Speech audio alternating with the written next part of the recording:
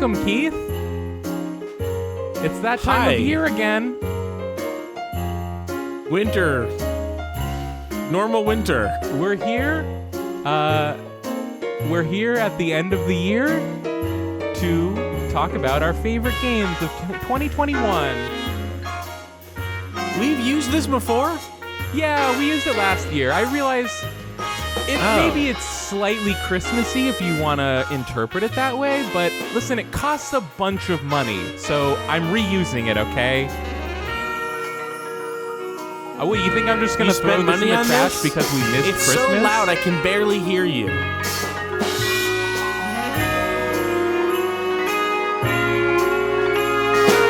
Oh, sorry. I was trying to turn it down. It just kept getting louder. Is that... I think we fixed it? Yeah, that's better. So here we are. It feels like we should have like a pageant song, like with a long microphone, long skinny mic. Here they are, the girls of the games of the year. They're so great. We're going to line up every game of 2021 on stage. We're going to ask them what they want to be when they grow up. And welcome to Run Button's annual Little Miss 2021.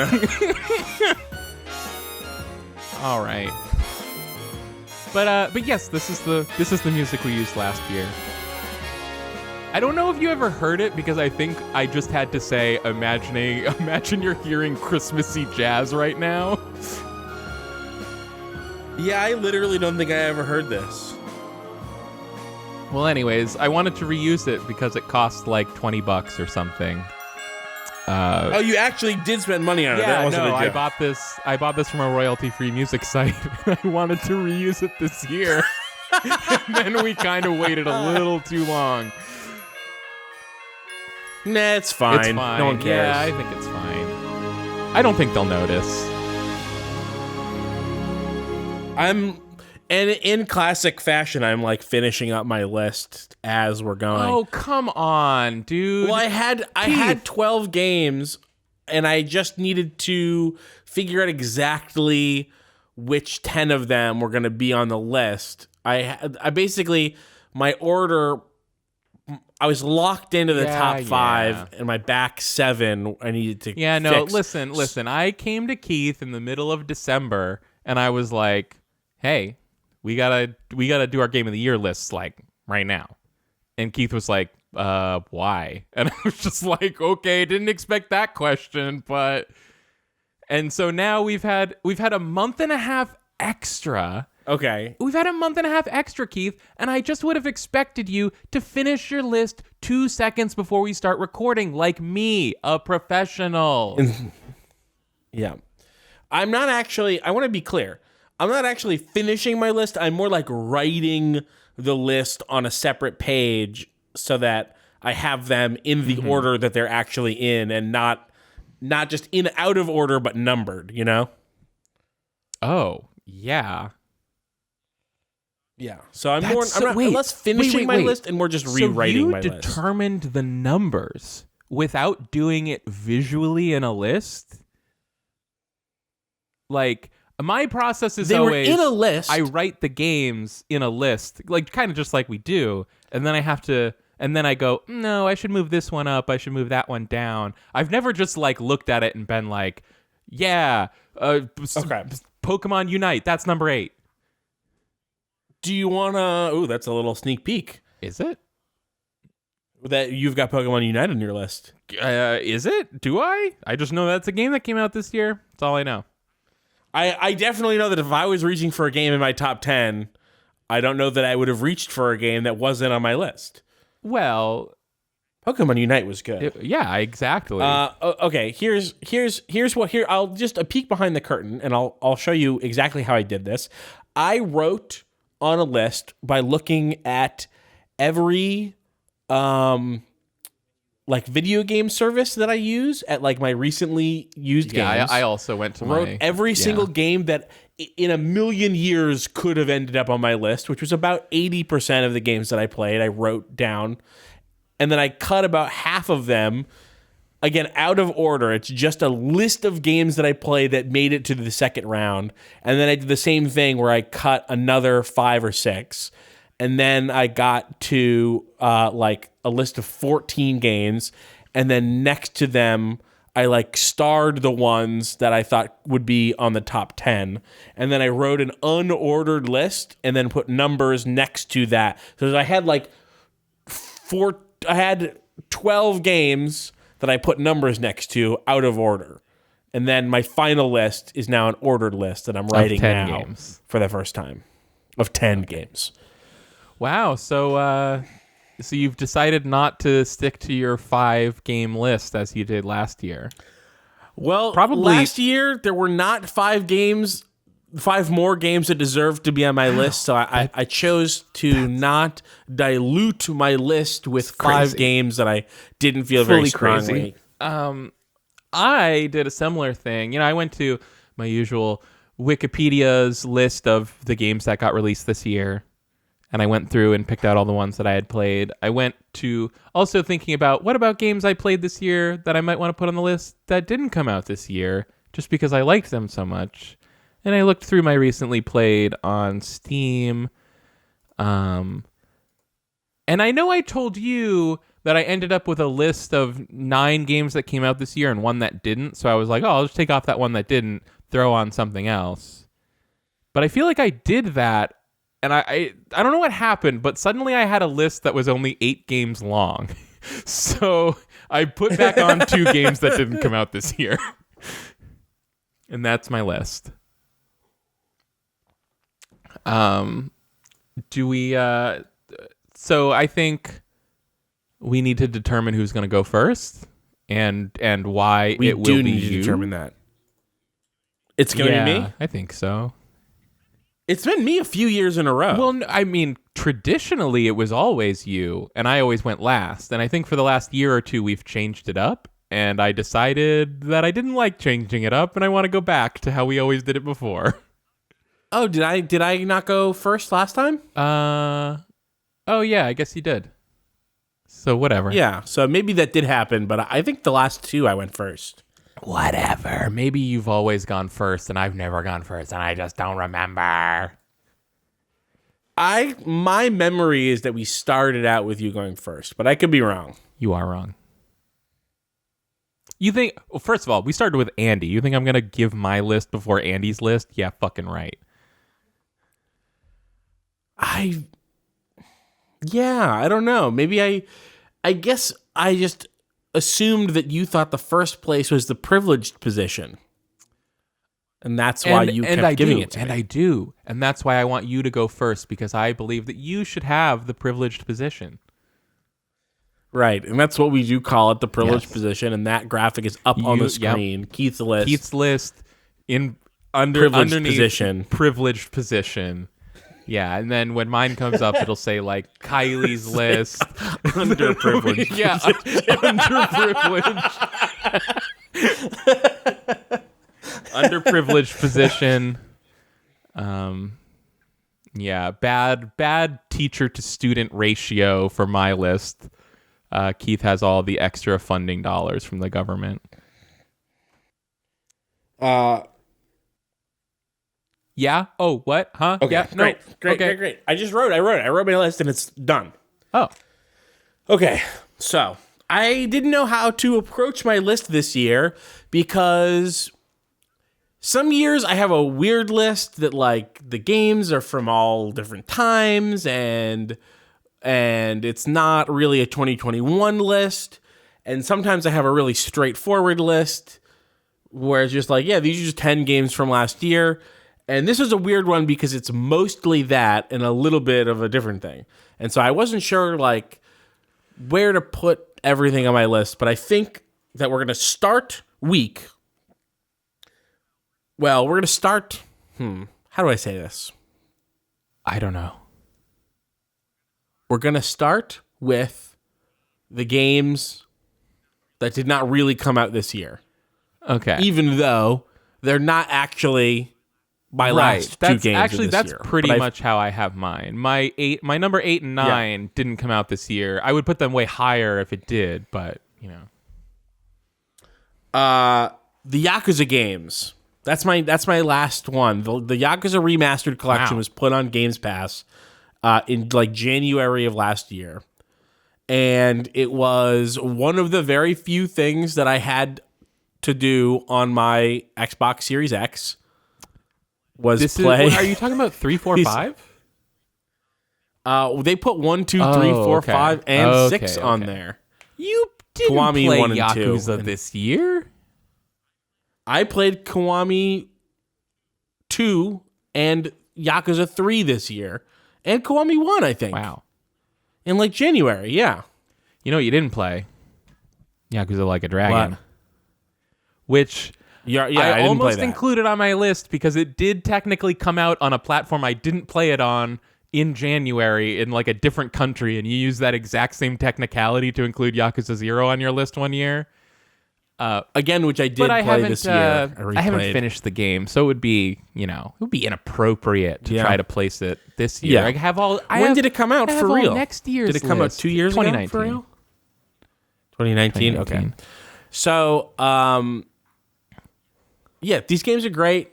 The Yakuza games, I really like them. I'm really good at them now. It turns out if you play enough Yakuza, like the part of you that learns how to play Yakuza games doesn't die between games. Like you just are like really that's good at how Yakuza games now. work. I don't feel like you're saying anything right now. But it didn't feel like it was ever going to happen with me for Yakuza, because I played like 90 hours of Yakuza 0, and then when I finally played Yakuza Kiwami 1, it didn't translate the same way. Those practically have the same I had to combat relearn how to system. play it. And then I played 2, and the same thing happened where like it didn't directly make me really good at 2. Well, I guess either. that does make sense because I played Yakuza Like a Dragon, and when I got into my first fight, I was like, hang on, this is way different from other Yakuza games. I'm not sure that having played those games has prepared me for this battle. Or maybe I'm just forgetting how they work. I'm sure that people have made this nitpick before, but isn't it annoying that Yakuza Like a Dragon is called Yakuza Like a Dragon when in Japan the series is called Like a Dragon? Like the whole series? I didn't know that. I mean, the Yakuza series in Japan is called Like a Dragon. Oh, yeah. I think I literally just learned like last month that the title is different, but I didn't know what it was because it's in Japanese, except that it had Ryu, so I was like, Dragon, So is it called Like a Dragon, or is it called Like a Dragon Yakuza? They just like switched it. It's called Like a Dragon 7. Oh, it is. Okay. Yeah. Wow, I didn't realize that. I thought Like a Dragon was. I thought it was a double entendre about how it's both a game like a Dragon Quest, but also about a character who is somewhat like. What's his face? Who was the Dragon of Dojo? Kiryu. Kasuga's back tattoo. A little bit of a spoiler. It's not a dragon, but it is like a dragon. Like a dragon. That's funny. I mean, it probably also is that, but I think it's weird that the series is called Like a Dragon, and then they decided to finally call it Like a Dragon, the one that didn't have the guy who is the dragon. Well, I understand that the guy who is the dragon does show up at some point and becomes some kind of key character. Okay. I can tell because the achievement that is the equivalent of the Platinum Trophy, but on Xbox, the little icon has Kasuga and Kiryu. Wow, look at Like a Dragon has basically excised. This is a shame. I can't think of somehow. a game that's less appealing to me than like an extra goofy turn-based Yakuza game. Okay, first of all, the turn-based combat is great. I love it. It's one of the most fun turn-based RPG systems I think I've seen because I love that you don't control where anyone stands, but where they are standing still plays into how the fight plays out. Like, if enemies are grouped together, if you have an area of effect attack, it'll hurt both of them. If you're near, if you're fighting a boss in their boss lounge room as all Yakuza boss fights must occur in, and you're near a sofa, of course you will pick up that sofa and start beating the boss with it, because that's Yakuza. It's great. It's not better than Yakuza 0. That'd be crazy. But I definitely like it more than Kiwami 1. But I do have to say, is it the goofiness thing? Is it more goofy than say Yakuza 0? Yeah. I suppose it is. Yeah, yes, it is more goofy. But it's not extremely more goofy.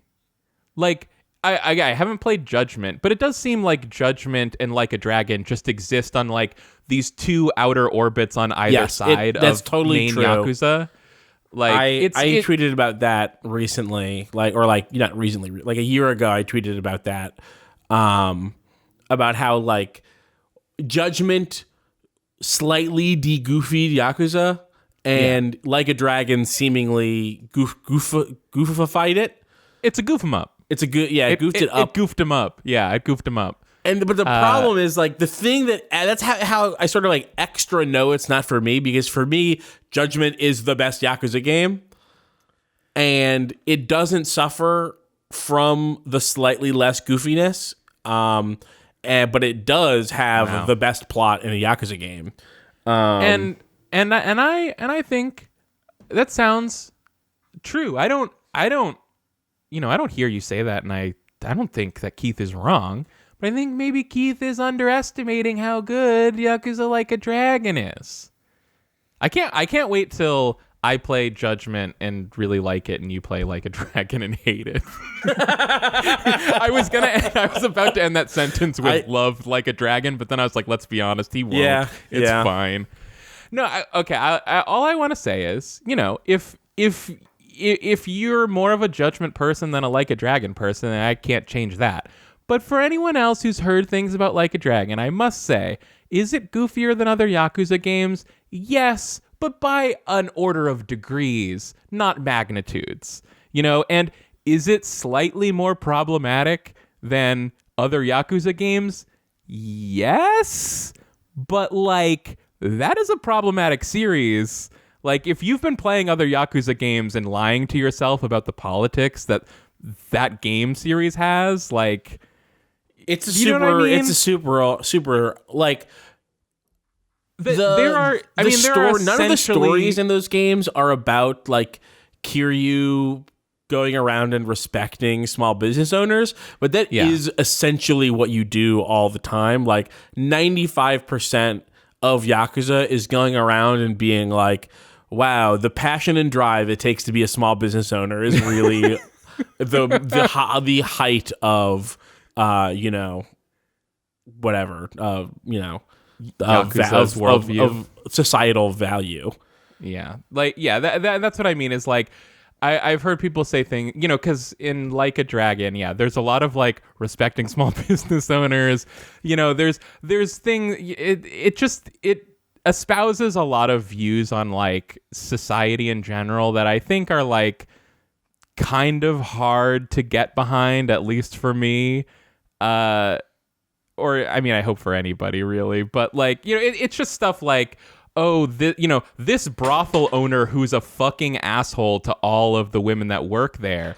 But actually, he cares even more about these women than like the people who want to shut down the brothel or whatever the fucking plot line is there. It's so stupid. Well, hold on. Like what? The people who want to shut down the brothel are not good either.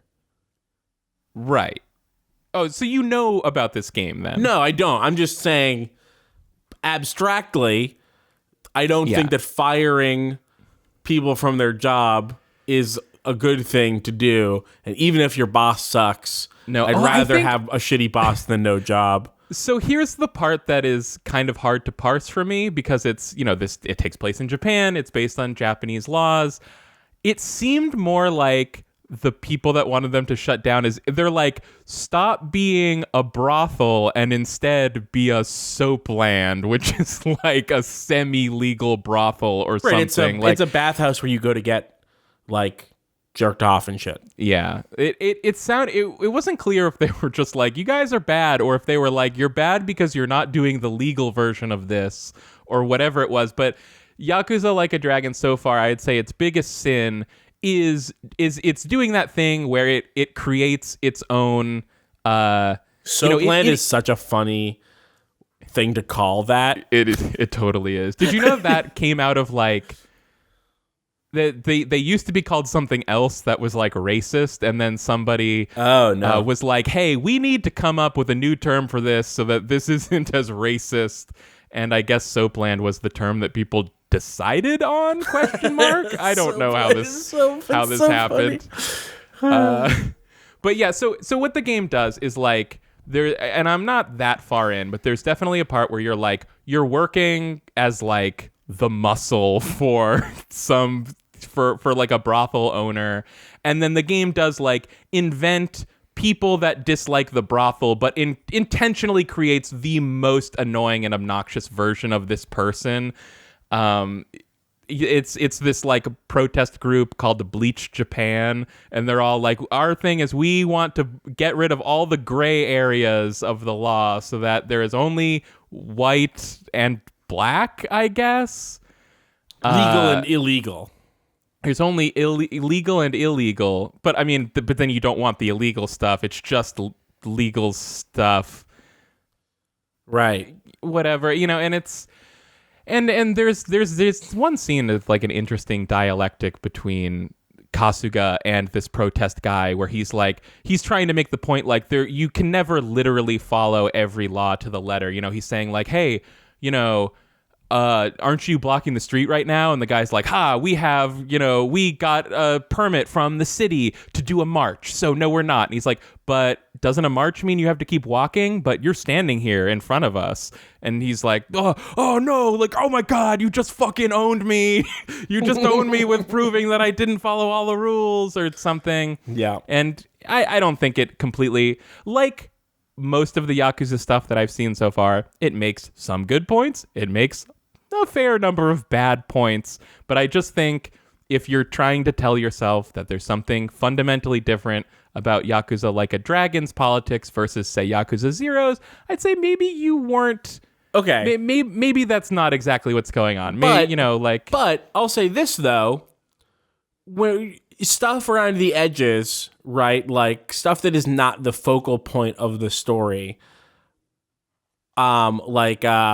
Every Yakuza game having like a homeless guy who saw something, and so he's like, I'll tell you the information you need to know if you go buy me some booze. Alcohol. Yeah. That's in every Yakuza game, and I get that that's distasteful. But then for most Yakuza games, the actual plot is like about, corruption and power and real estate and how people who own things like subjugate people to their will. Like the broad plots of Yakuza games can be really, really good and be really, sort of like politically potent anti, usually anti-real estate, really, but like anti-political power and anti-corruption, and like, I don't know. And then they always have like this weird relationship with money where it's like, yeah, there's, the strongest people in the world are the people with money and real estate. And that somehow translates literally in the Yakuza universe to physical power, which is bizarre. But then also that makes you, then you either are a good person or a bad person. Like the more physically powerful you are, the more actual societal power you have, the less you are able to be neutral. You just sort of become either good or bad. This is like the really weird part of like how the Yakuza stories play out. And so it ends up being like rich and powerful politically and physically evil people being challenged by physically strong people with any amount of money, and slowly the power shifting away from the evil people towards some sort of whatever the game's version of justice is. It's bizarre. Every Yakuza game is like that. It's like leaps in like what political power says about someone and monetary power says about someone are bizarre. But really broadly, they usually are about like everyday people have no choice but to be subjected to the whims of the powerful. And the things that the powerful people want to do are like fuck over people by owning things and controlling rights to stuff. And that is the stuff that keeps me coming back to a Yakuza game usually. That's why I like Judgment so much. It has like the best one of those. And I think it also has the least amount of shitty stuff around the edges too. But anyway, that's why Yakuza is on my list. Yay! Yakuza games. Again, on my Yakuza list. games. And my number 9, and again, this was like, do I put this at number 1? 1 or 2? Do I leave it off my list entirely? Disco Elysium. Disco Elysium. Wait. Disco Elysium had a massive update at the beginting of last year, okay, where they added full voice acting to the entire game, where it was about 10 to 15% voice acting. And before. how is it? It's really, really good. Cool. It's so good. Yeah, I love it. I think that it is an unquestionable improvement to the game. They even got some better voice acting for parts that had already been voice acted. Wait, hang on. What about the Welcome to Revachol guy? Does he still say Welcome to Revachol the same way? Yeah, I think he does. Yeah. Pretty sure. It's been a while. But yeah, I think it's great. I think it makes it accessible to a lot more people. Like, just like ability aside, there's a lot of people who just will choose not to play a game where there's a lot of reading. And so there's a whole bunch of people that this game is now like accessible to in both ways. Yeah, people that can't read. What's that? People that can't read. People that can't read, people that like get really tired from reading a lot, people that just don't want to be reading. Yeah, no, I don't like to play games that feature a ton of reading usually. That was kind of one of the things that kept me back from Disco Elysium. I keep meaning to get back to it. You should play it. You should play with this update. Free update. It was a free update. I know. Added some content. I replayed it. And honestly, I replayed it, and then literally a month later, I was like, I fucking want to play Disco Elysium again. The year that came out, 3 of my favorite games ever came out.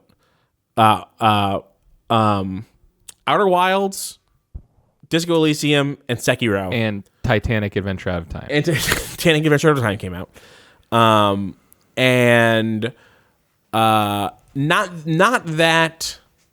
I think I got the order right. Like, if I was, like, thinking back, I put it Outer Wilds 1, Disco Elysium 2, and then Sekiro 3. And I ended up actually replaying both Outer Wilds and Disco Elysium this year. And even though I still think that Outer Wilds is, like, number 1 on my list, the stock of Disco Elysium in my head and in my heart has skyrocketed. It is so good. I have very little negative to say about that game. I just think it's really fantastic.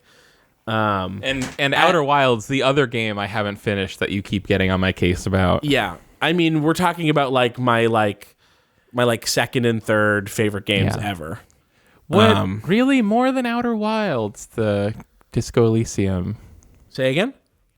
I was just saying, like, really, Outer Wilds has, like, lowered below Disco Elysium in your heart. No, I still think that I was right to put it at number one. It's just that like there's so much like content in Disco Elysium. Like there's it's a lot bigger of a game. And so even though replaying Outer Wilds earlier or later last year was like still really fun, it felt like rereading a book, like a short story that I was really, really familiar with already. And Disco Elysium is like this huge work of writing and art and like mechanical interest that like takes longer to digest. And so I think that's why it was like more exciting to replay than Outer Wilds was. Oh, sure. I mean, Outer Wilds. Yeah, that's the thing about one of those games is kind of it's so much about the pure discovery of it all. Yeah. And I waited the perfect length of time though. Like it was just long enough to where I was not getting lost in Ember Twin, but also I didn't remember like any of the puzzles or whatever. And I didn't remember the solutions to anything. And like, I remembered the broad strokes of the story, but not like the brush strokes. But that's not on my list. But Disco Elysium is, so I don't know. All right, wow. But that makes sense because it's actually normal for a game to only be on your Game of the Year list once. I don't know if you're confused about this. It has a huge update. I mean, it really is huge.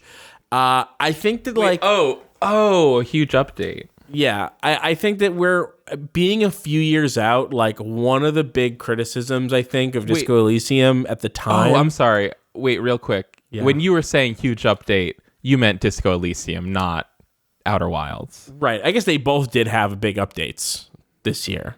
But Echoes of the Eye is not on my list. I didn't finish it. It was too scary. I'm still gonna finish it, but I really, really loved up until the part where there was nothing else for me to do but do the scary bit, and it sort of it cooled my engines on it. But I'll get there. Spooky. But Disco Elysium, when it came out, one of the major criticisms of it was like that it was kind of a downer. It was a little bit black-pilled of a game. And I didn't necessarily even agree at the time. But I think that like the further away from it we move, like the writer it feels to have been such a grim game. Even though it also is a game that is like full of love for people and for like, relationships and friendships, it's also a game that is like it does a lot of condemning of like ideological positions. There's not a lot that the game has to say complimentary about people's ideologies. And I just can't in 2022 cannot bring myself to be like, it should have been nicer to right. Yeah, I know. Like the game shouldn't have been so hard on liberals, or even like the game shouldn't have been so hard on this like old like like the old monarchist. Yeah. Like and there's stuff too that I don't want to spoil, but like yeah, it's really hard for me to be like I don't know. There is like one character for whom the game was not constantly roasting, and it was I don't know. I guess he was sort of like this sort of like proto anarchist. Like I can't really explain what he was. He was kind of a nihilist, I guess. And I can see why someone from some position would go, how come everyone got roasted and the nihilist got a pass? And it's because the fucking nihilist was cool as hell. That's why. I don't know. Like the game hated the like the socialist, like the pink union boss guy. But it loved the weird proto-anarchist cowboy that hung out with him. That was sort of the only character the game didn't hate. That's not true. The only character's ideology that the game didn't hate. But yeah, that game's great. It's only gotten better with time. It's only felt more accurate with time. And I think that a lot of the ways that people were like a fine wine, yeah. I think let it sit on the shelf for 2 whole years, then you really taste the tannins or whatever the fuck. It's like a lot of the things that didn't sit right with people. I think have turned out to be like, I mean, discomfort with the correct condemnation of like how long of a shot a better world is, I think. You know what I mean? Yeah, totally. Where it's like, wow, this game really makes it seem like we're all fucked. And it's like, is that the game's fault? Or is it just that we're all fucked? Yeah. Have you looked around, actually? Yeah. And again, to not discount the game for also being full of like magic and a love for life and, better than most games do it too. Like in addition to all the grim stuff and all the black pill parts of the game, it's also joyous in a way that wow, any other game, more joyous than any game on this list anyway. Yeah, I only played it for a few hours, but I definitely came away from it being like, wow, this game's amazing. Not like, oh, what a downer. Yeah. Anyway, so that's my number 9. Number 9. And I forgot to mention while we were listening to our Christmassy intro, I actually have a jar full of pine needles. I mean, I guess you'd call it potpourri, but yes, it is just a jar of pine needles from our Christmas tree. I thought you were gonna say like it's like a pine scented candle. No, it's literally just like a bunch of pine needles. We took the Christmas tree out. And it left 50 piles of pine needles on the floor, and Cheryl collected some and put them in a jar, and just every once in a while you want a little pine whiff, you can just open it up and sniff it. That's nice. Oh wow, that's that balsam fir. I do have a pine scented candle. Maybe I should go get it and light it up. Wow. Number 7 is a game that we talked about a few months ago, Moonglow Bay. Do you remember this? Yes. Oh, you mean the Nova Scotian duck tolling retriever game? Right. Yeah, the Nova Scotian duck tolling retriever's owner sim. The game that I haven't played but did convince me to one day buy a Nova Scotian duck tolling retriever. Yeah. So for anyone that's like, what the fuck? There is a dog in that game that's cute and it says that in the very beginning of the game, it identifies the dog as a Nova Scotian duck tolling retriever, which I noted mentally as a very funny name for a dog because it's so long. And then Isaac came and looked at the game, and I was like, look, you've got a dog. And he was like, oh, is that a Nova Scotian duck tolling retriever? And I was like, oh, what? Yeah. And this is like a very low, this is not very low poly, but it is a voxel game. It is not super detailed. It's sort of cube worldy. It looks sort of like Cube World. I think Isaac outside the door heard me say Nova Scotian duck tolling retriever. Yeah, he's nodding yes, yeah. And then showing me something. It's that typical sort of kind of Minecraft inspired, but also just kind of pixel art inspired. It's a voxel game. It's a voxel game, yeah. It's voxely. It definitely was impressive that he ID'd the dog. Yeah, it's got those signature Isaac says it's his most toxic trait. It's identifying voxel dogs.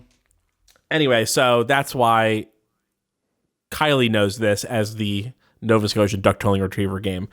Now, here's a game where the politics are bad, but yeah, it's also like so little of what you do in the game. Very quick pitch. It's a game where you are the down on your luck widow or widower of a dead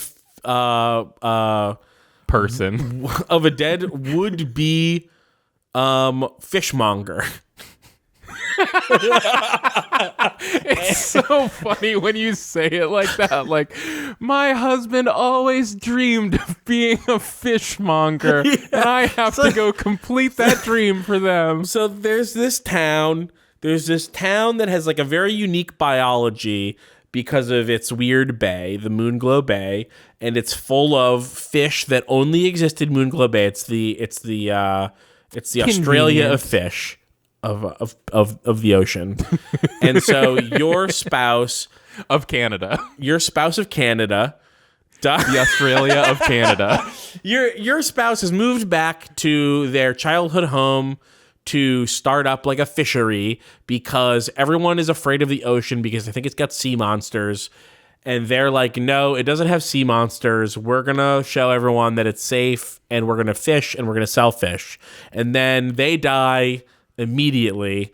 They are killed by something in the ocean. A sea monster? By a sea monster. Seems like a bad idea, guys. And so then the game flash forwards to 2 years later, 3 years later, and your daughter is like, hey, you gotta get out of your depression. You should become the fisherman that you must become the fisher. you must become the fisher now. And so the game is like, okay, I'll do it. And also the town is falling apart. And so all of your donate all of your proceeds that you make fishing to like fixing up the town. Oh, so you plant vegetables also? You have proceeds? No, sorry. It's profits. What the fuck are you talking about? Just profits. Profits? Oh, fuck this game. Yeah, so you're selling fish, and then you're giving you're selling fish to the townspeople, and then you're giving them the money that they gave you to buy fish to fix up their dilapidated homes. That's how it works. The economics of this game make absolutely no sense. It's extremely liberally fundraiser nonprofit. It like is constantly doing that, and it is constantly annoying. But charity starts at home, Keith. But going out and catching fish and then doing the little button mashy mini games to cook the fish is a ton of fun. I played 60 or 70 hours of this game. Wow. Very like I just need something to do to chill out. It's like midnight, and then you're like, oh, it's 3 hours later. I should go to bed. It's much later than midnight. I'm still catching fish. And then for some reason turning them into like tuna sashimi, even though the fish wasn't tuna. Because the recipe is like for some reason slightly broader than that. Yeah, I really like this game. It's slight. Like the things that you do in it are fairly limited. You're upgrading your fishing ability. You're getting different kinds of rods. You're getting nets and stuff. You're learning new recipes. You're perfecting recipes, and then you're fixing up the town. But it is a really fun loop, and it looks really pretty. And the fish are like the art on the fish is really fun, and they have like fake descriptions of all the fish because you just hear from the townspeople like the legends that they heard about these kinds of fish, and so it fills in your little like fish Pokédex with all the fake information that people think about these things, and then you take it to the marine biologist in town who runs an aquarium, and then she tells you the actual facts about the fish, and like the names change and the text changes. It's fun. It's cute. It's good. Yeah, that's number 7 on my list. Moonglow Bay. Boom. No, that's number 8 on your list. That's number 8 on my list. Moonglow Bay. Number 7. Valheim. I forgot to play this game. Oh, Valheim was good. I got in I fucking own this game. What's that? I own this game, and I never played it. Wow. I think I literally bought it like, maybe me and Keith can play this, and then you're like, oh yeah, I played 17 hours of that with other friends. I was like, oh, okay. You didn't ask. I would have played it. I don't remember what happened. Okay. I would have played it. I just remember that Keith slighted me. Yeah, I played with my friends Natan and Brett from high school. They told me about the game. I think I heard of the game from them, and so I bought it, and it's got a great look. It has like a version of the thing I've been waiting for years, which has started in the last couple years, but I think it's like really in full force Steam, right now.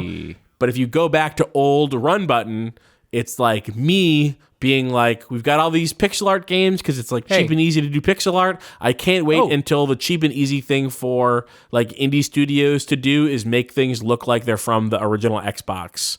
And that's what Valheim looks like. It's like modern effects. I mean, you're kind of. I mean, it both like it totally does. Well, no, but I mean, like, I think that both over and undersells the game's look in equal parts because... But it's the vibe. It's the vibe. It's not like literally the exact same amount of fidelity as okay, I would game. place its vibe more like PS1-ish or something. You think so? But it's kind of... Anyways, it's like... It's a low poly look where it has like definitely less polygons than say a PS2 or Xbox game, but its shading and its textures and its lighting are years and years beyond that. I think that you are either misremembering the PS1 or misremembering what Valheim looks like.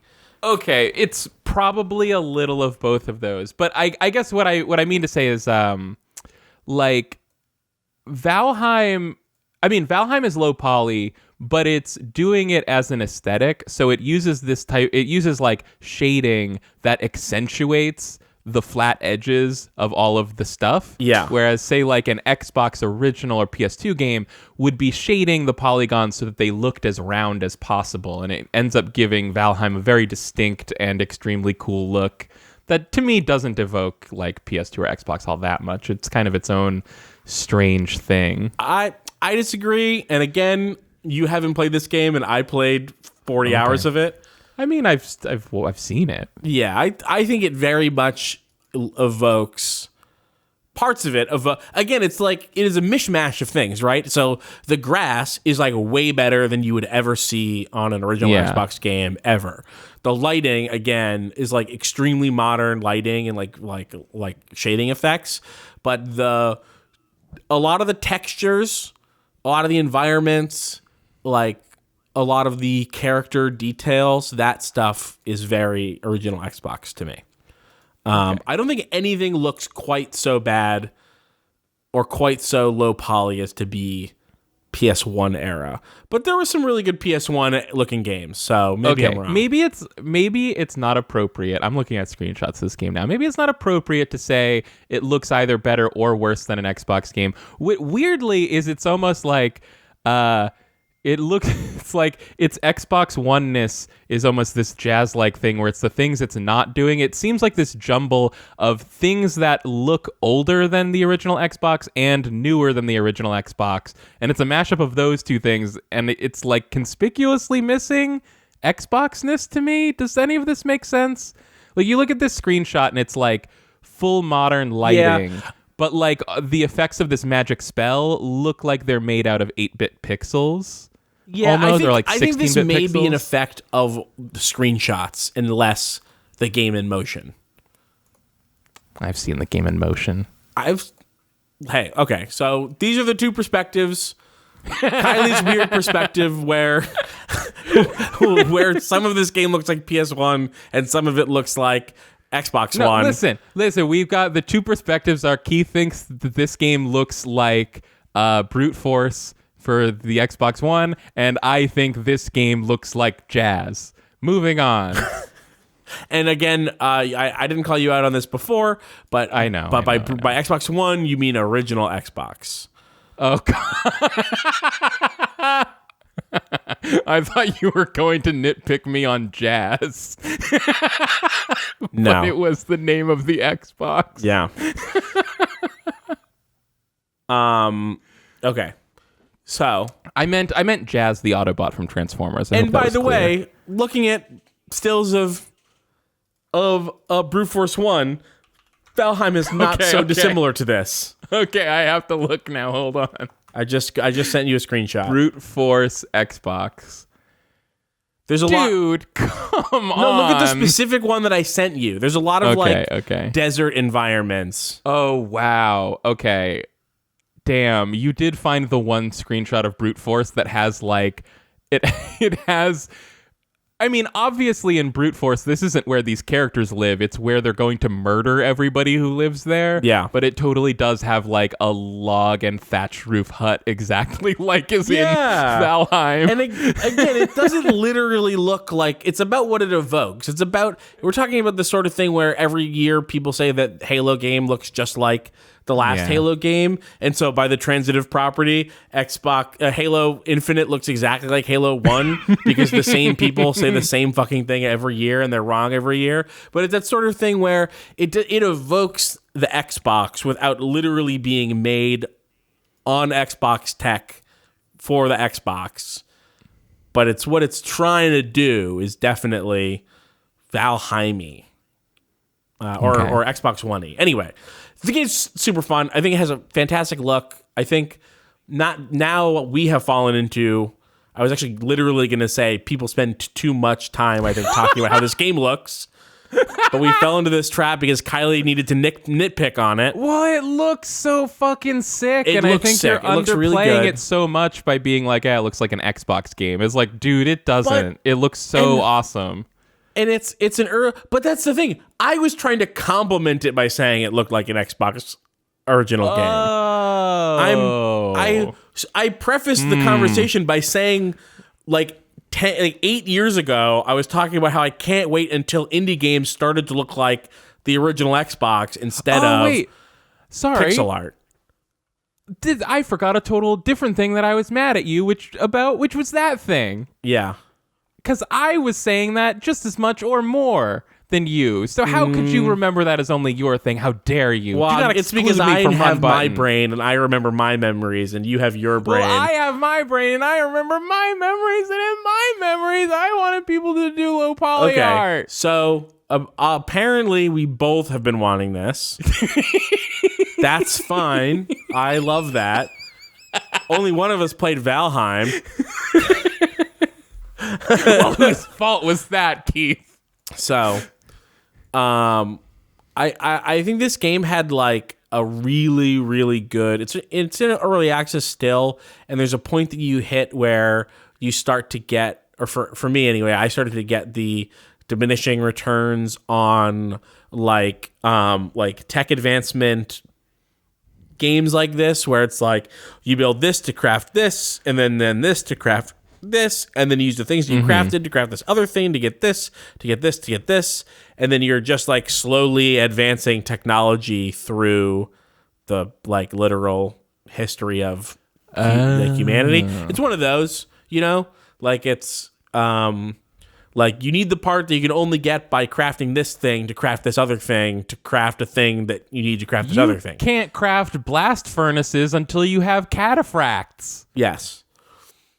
There's a point, and I think part of it is the early access of it, where that line starts to get really steep, and it stops being as natural.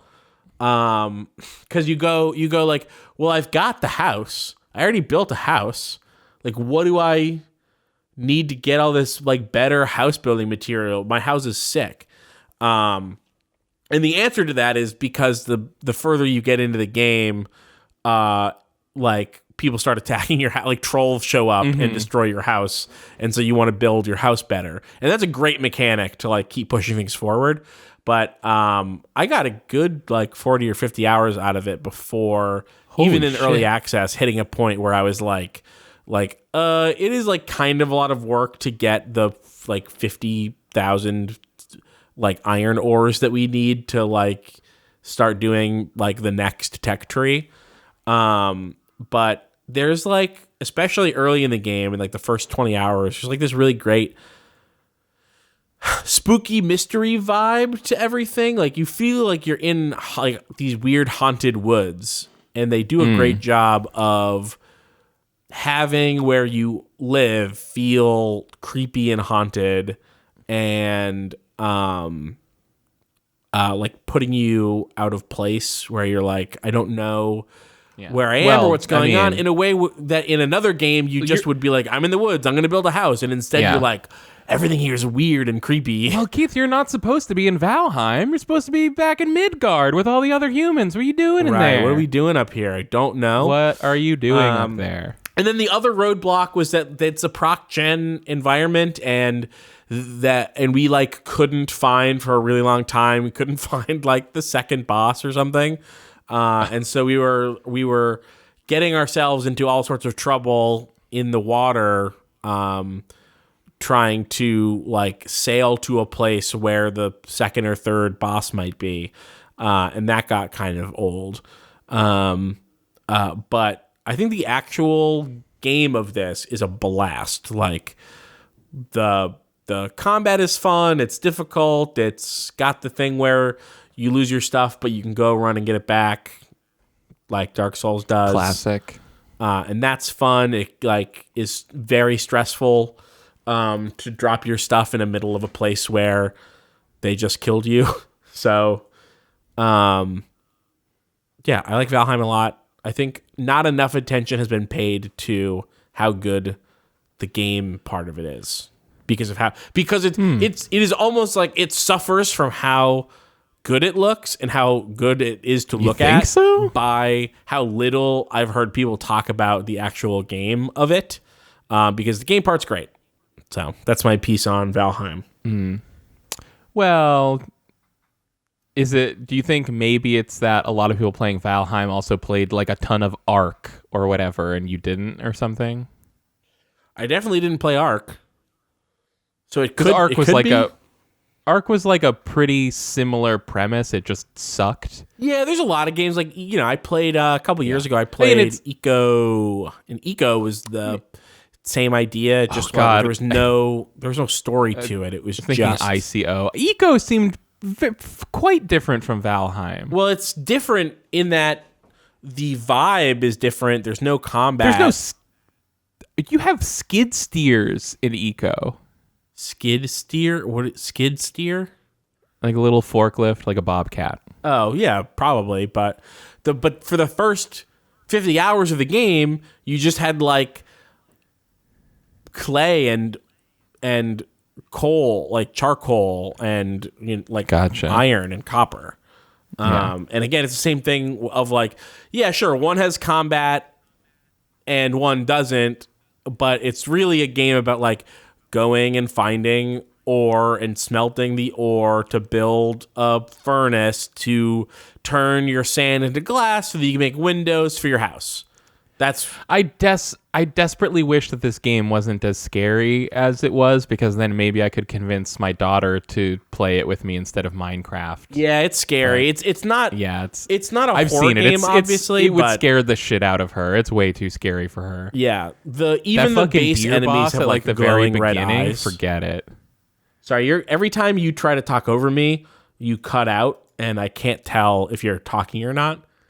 Oh, I was just gonna say that deer boss at the beginning, even that would be way too scary. Oh yeah, that's definitely the scariest thing. The second really? boss is sorry. I think of the first 3 bosses, which is what I did, the deer boss is the scariest one. Gotcha. I think anyway. I'm Googling second boss Valheim. I remember what it was. I just don't remember how. Yeah, I think the deer boss is scarier than the second whole thing. boss. I mean, the whole thing compared to Minecraft is scary. Yeah. Really. The ghouls with the glowing eyes and the antlers are scary. Yeah, and that's just like your base enemy. right. Okay, so what's next on my list? This is going to be tough because because I played it a while back and I don't super remember like Dissidia. the specifics about it. But Suzerain. He hasn't said it's not Dissidia. Oh, okay. Sorry, are you lagging behind? No, I know it sounded like I was lagging behind. I mean, I did It was lag just your behind, brain. It but wasn't just the computer. Yeah, it was my brain. It wasn't. Yeah. Suzerain. Do you remember me talking about Suzerain when I played it early last summer? This is another game that I wish that I played but it also didn't come out this year, so I didn't rush to play it for Game of the Year. Right. So this is a game that came out last year, or that came out in 2020, but is within our legal window to include because this game came out December 4th, 2020. Oh, I didn't know this. Yes, it did. Oh shit. Yeah. Yeah, this game sounds frankly amazing. Okay. So this is a text-based RPG visual novel where you play the newly elected president in a sort of... Wait, are you not the suzerain? You're the suzerain, but you're elected president. What's the difference? Suzerain is just a leader, and a president is a specific kind of leader. A suzerain is a president, is a leader of a suzerainty. Well, I guess that's... Or no, because then I think maybe the idea is that you're trying not to be a suzerainty. That's what it must be. Suzerainty is a relationship in one state or other polity controls the foreign policy and relations of a tributary state while allowing the tributary state to have internal autonomy. Yeah, so you're trying not to become a suzerain, or I guess you can intentionally choose to become a suzerainty. The dominant state. Okay, so here's what it is. Wait, hang on. Important point. Important part of this. The dominant state is called the suzerain. So the suzerain is a state that controls the suzerainty. So I guess it's not a person. Right. So what is a person is just a person in a different definition. Because it's also a feudal lord is what suzerain is, and I think maybe that's where the maybe there's like a double entendre here because this is a nation that has had lots of different things in the relative recent past. It's been like this weird monarchy. It's been a military dictatorship. It's been broadly a very conservative nation. And you get elected as president, ousting like the extremely conservative president in name only, whose name I don't remember, who had like 5 terms or something and was president for like... here the name is Andrew Short. Is that right? His name's Andrew. Yeah, his name's Andy Short. Yeah. Anyway. You're trying to navigate the politics of this country. The political body that you're dealing with is largely extremely conservative. The liberal wing of it is extremely neoliberal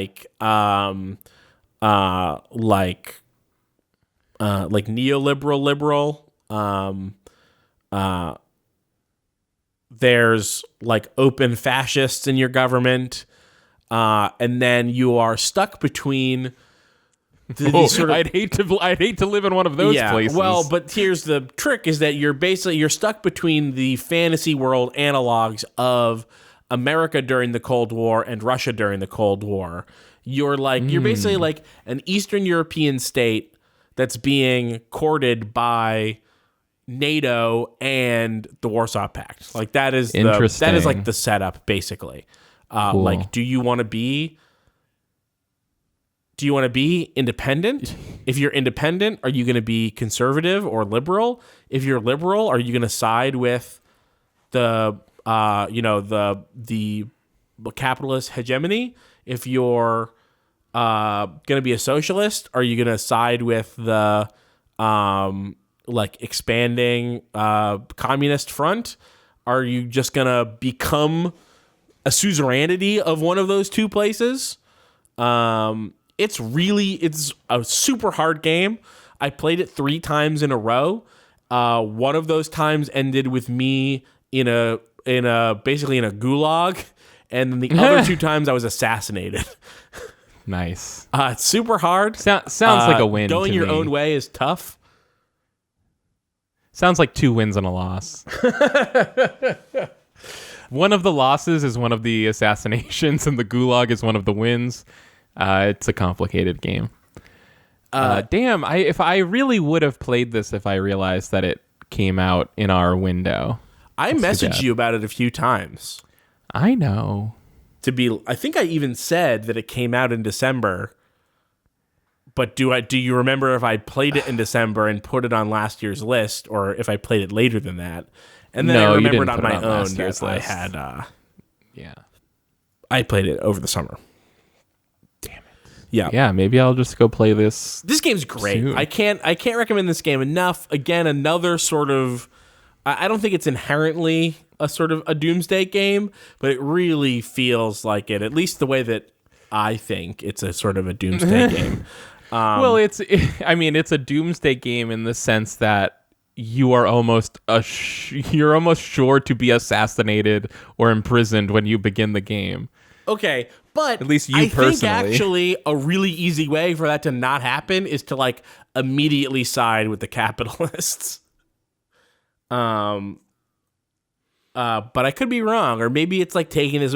Yeah, like the thing is, if you just sort of go along to get along with your country's politics, like if you continue being corrupt, then it's easy to win, is I think the thing.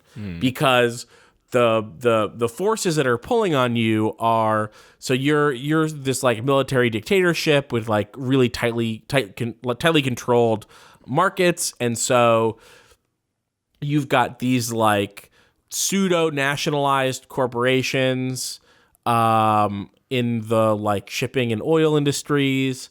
And apologies if I get any of the technical details wrong, but this is like the vagaries of it at least. And so like there's people who want you to like fully nationalize these companies because, and the people that want you to do that are like the socialists that are around want you to nationalize it, but so do the like monarchists who don't want to be capitalist. Right. They want to be a military dictatorship again.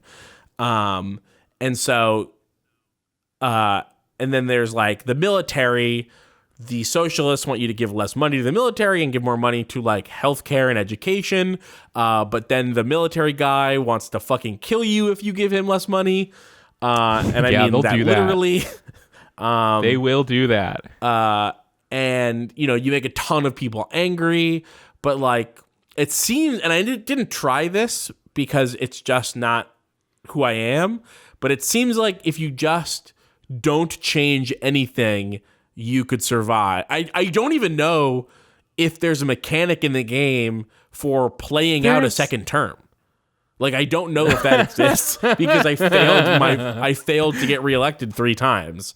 I got assassinated twice and thrown in jail once. But maybe you could play multiple, maybe you could do 5 terms. I don't know. I really don't know. Like maybe the play is to just not do much your first term and then do a lot your second term when people like you more. I don't know. But I had a blast being like, no money to the cops, no money for the army. Yeah, put it all in education. Oh, the communist guy wants to visit. Oh, if I join with the communists, there's going to be a civil war. Yeah, do it. And then also try. I think once I did that, and then twice I tried to like do socialism on my own. Those times didn't go well. But it's tough. Don't. The lesson is you cannot. A president cannot create socialism in a term. No. And I don't know if this game has two terms to offer. But it really seems like the game was really trying to tell me, and it felt real. Like it didn't feel like it was sort of it didn't feel like it was criticizing me for trying to make a socialist state. It felt like it was being real about how socialist leaders get shot. Yeah, they do. Yeah, they do. They fucking do all the time. They do. So, you know, a good test of this would be to be like, if I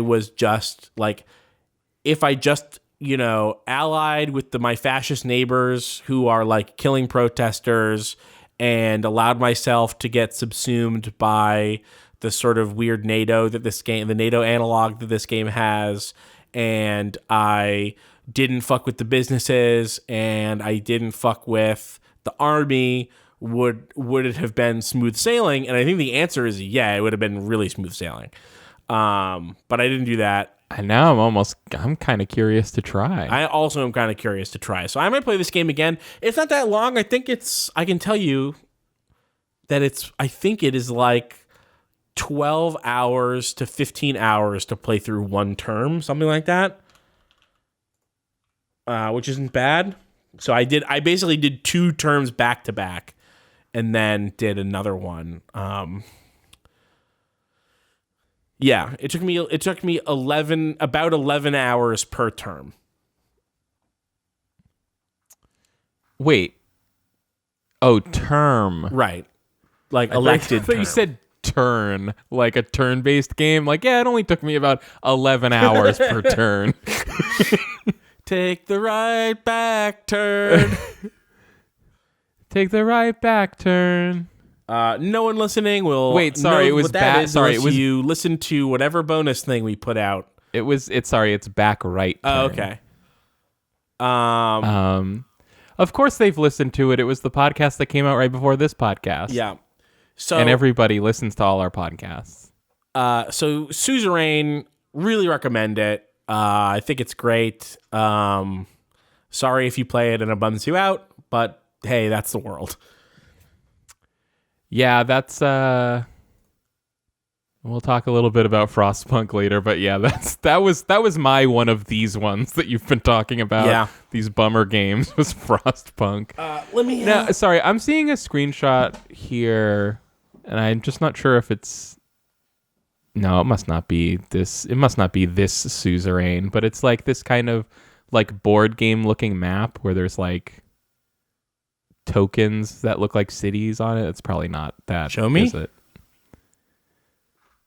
It's not. I don't. Well, oh no, sorry. This says I can see here. It says Suzerain 2, so it must be like the second game in the older Suzerain series. So I think there was a PC. Yeah, this series does look kind of similar. This does look kind of similar. It's kind not of the exact similar, but it's not the game. No. It does remind me of the game.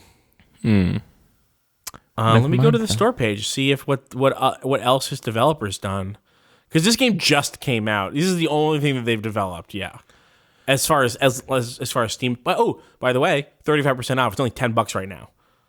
Oh, so well, okay.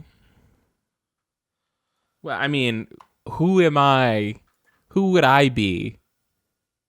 You know? Yeah, that is the map. That is the Suzerain map. Oh, okay. Yeah. Well, it looks cool. Yeah, it's super cool. Okay.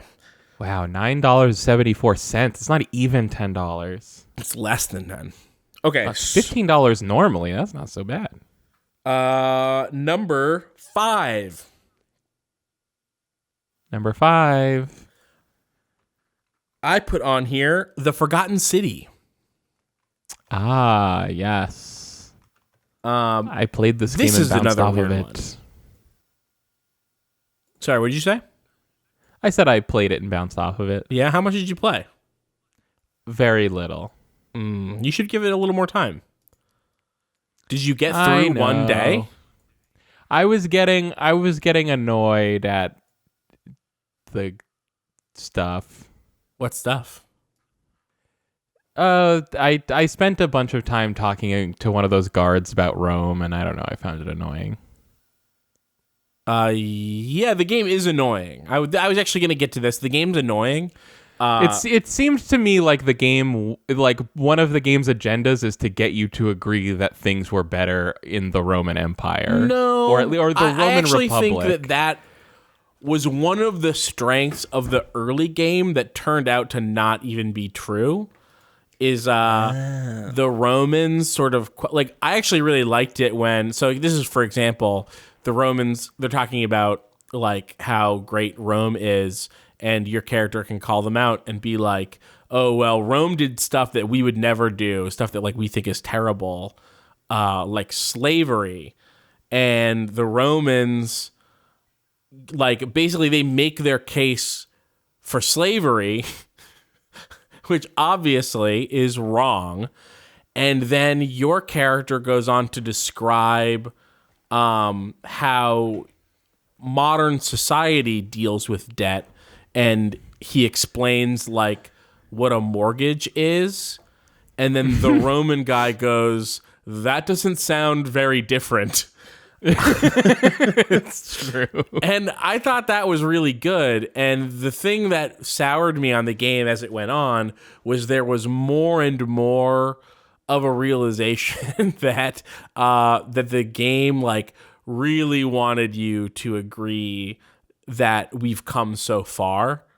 Oh, okay. Yeah, I had actually forgotten about the fact that when you talk to that guy, yeah, you come back to him with all like, oh, things are way better now because we don't do this or this.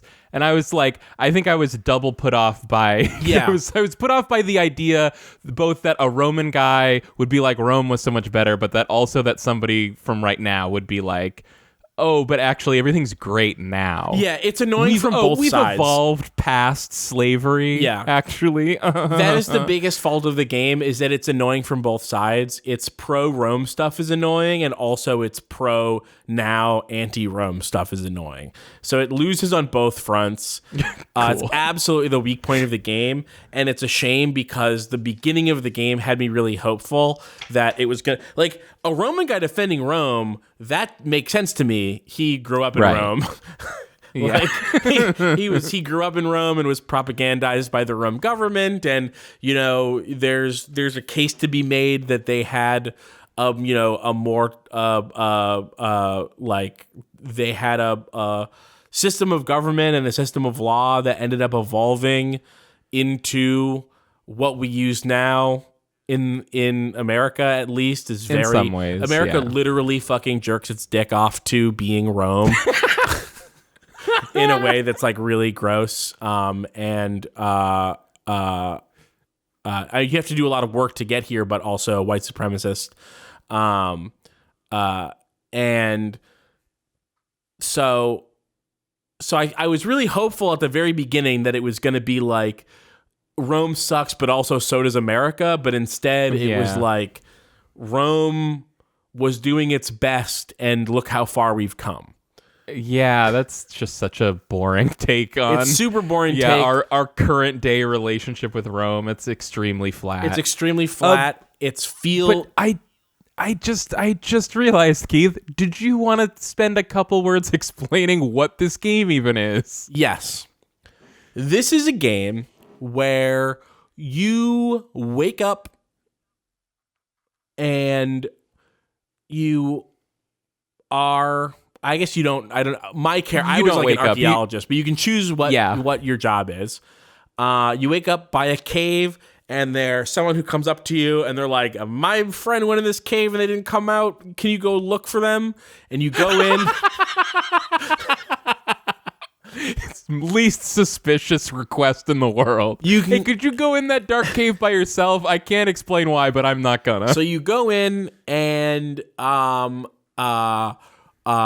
know, yada yada yada, you get teleported back in time to a Roman city.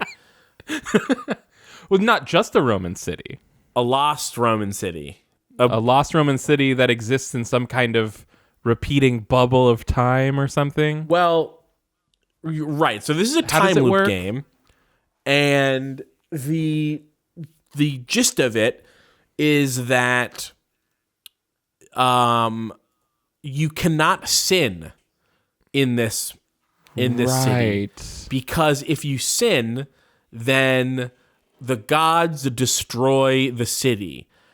And no one knows what counts as a sin. But through some shit that I won't exactly explain, you can if you when the destruction happens, if you make it back to the entrance, you can do a time loop and try again. And at the same time as this is happening, so you're trying to solve a murder mystery. There's a murder mystery time loop game.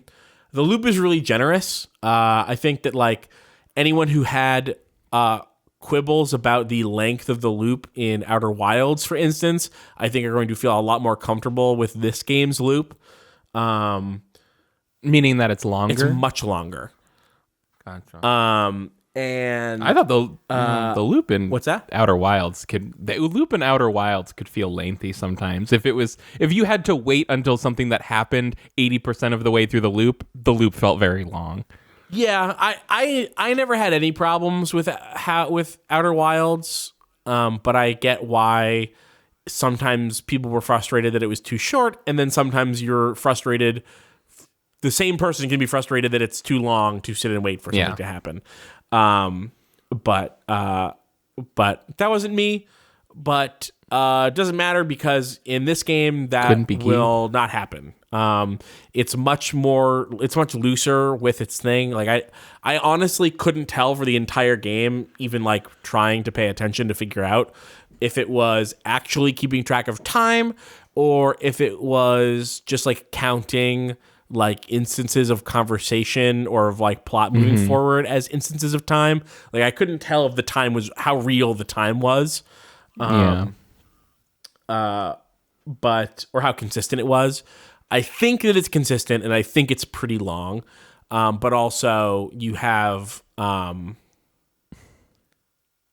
think it's just like a little bit looser and allows for a little bit more play there than something like Outer Wilds. Anyway, for as obnoxious as the Rome stuff is and the politics are, there's a lot.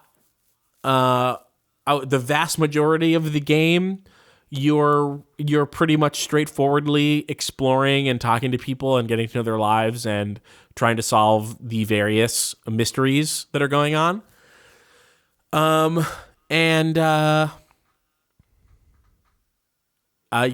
like it's honestly, it started its life is kind of famous about this game. If you've heard of this game but don't know much about it, one of the things you might know is that it started its life as a Skyrim mod.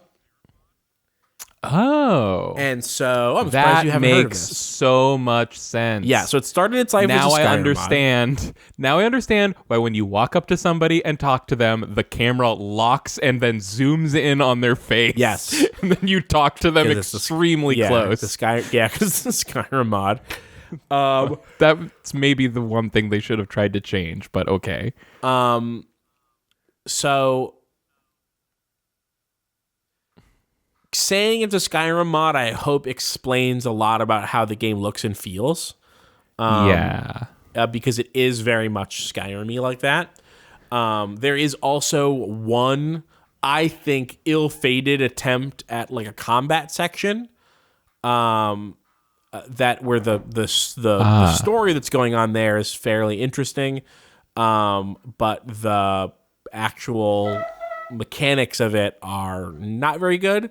But largely you're solving mysteries, solving problems, learning about this world. There's a little bit of puzzling going on, a small amount of puzzling. Also, what's the part of the mystery, I think, is that like the people living in this city, they didn't build the city, right? They found it and it was already full of these like gold statues that it's more like they found themselves in it. Okay. Yeah. So they found themselves in this city, which is, by the way, full of gold statues, scared, running for their lives, gold statues that when you're not looking, look at you. Right. That was good. Yeah, it's really good. There was a good hour there where I wasn't sure if it was really happening or not, Yeah. and it was very good. And I honestly, I know that this is going to sound like a complaint, but I honestly don't mean it to be. It completely falls apart at the end. I mean, it just ends like absolute dog shit. Why? How is this a compliment? Because it's wild. I mean, they just fucking take this enormous swing and a miss. What? For me, anyway. Are you trying to sell me on this game? What's that? I was like, is this, you're trying to sell me on this game? I mean, just to even see the swing that they tried to make. Okay. I don't want to say anything about it. I don't want to give any hints because I really think that people should experience it. I think that, like, really what happened is they tried to do something that they thought was clever, and it wasn't clever. It was just annoying. And because of the scale of the reveal, it ended up feeling really silly. And that's what I like about it, is how silly what's happening is. Okay. And honestly, it's super worth seeing. Like, it's really something. Oh my God. Is it? Well, now I don't want to guess, because if I guess and I get it right, then I just won't tell there's you. No point I in mean, you playing can it. guess, Okay. but I'm not going to say either way.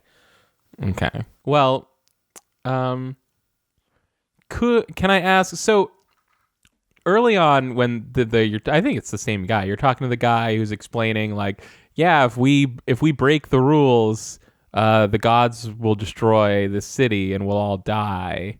And then he I think he likens it to decimation in Rome, they which is mentioned this like decimation a few collective times. punishment thing, where like a group of soldiers would all be punished.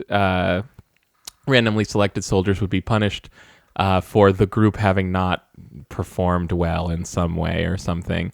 Is there like more to this? Is the game trying to say anything about the line that can be drawn between decimation and the thing that's happening with the people in the city?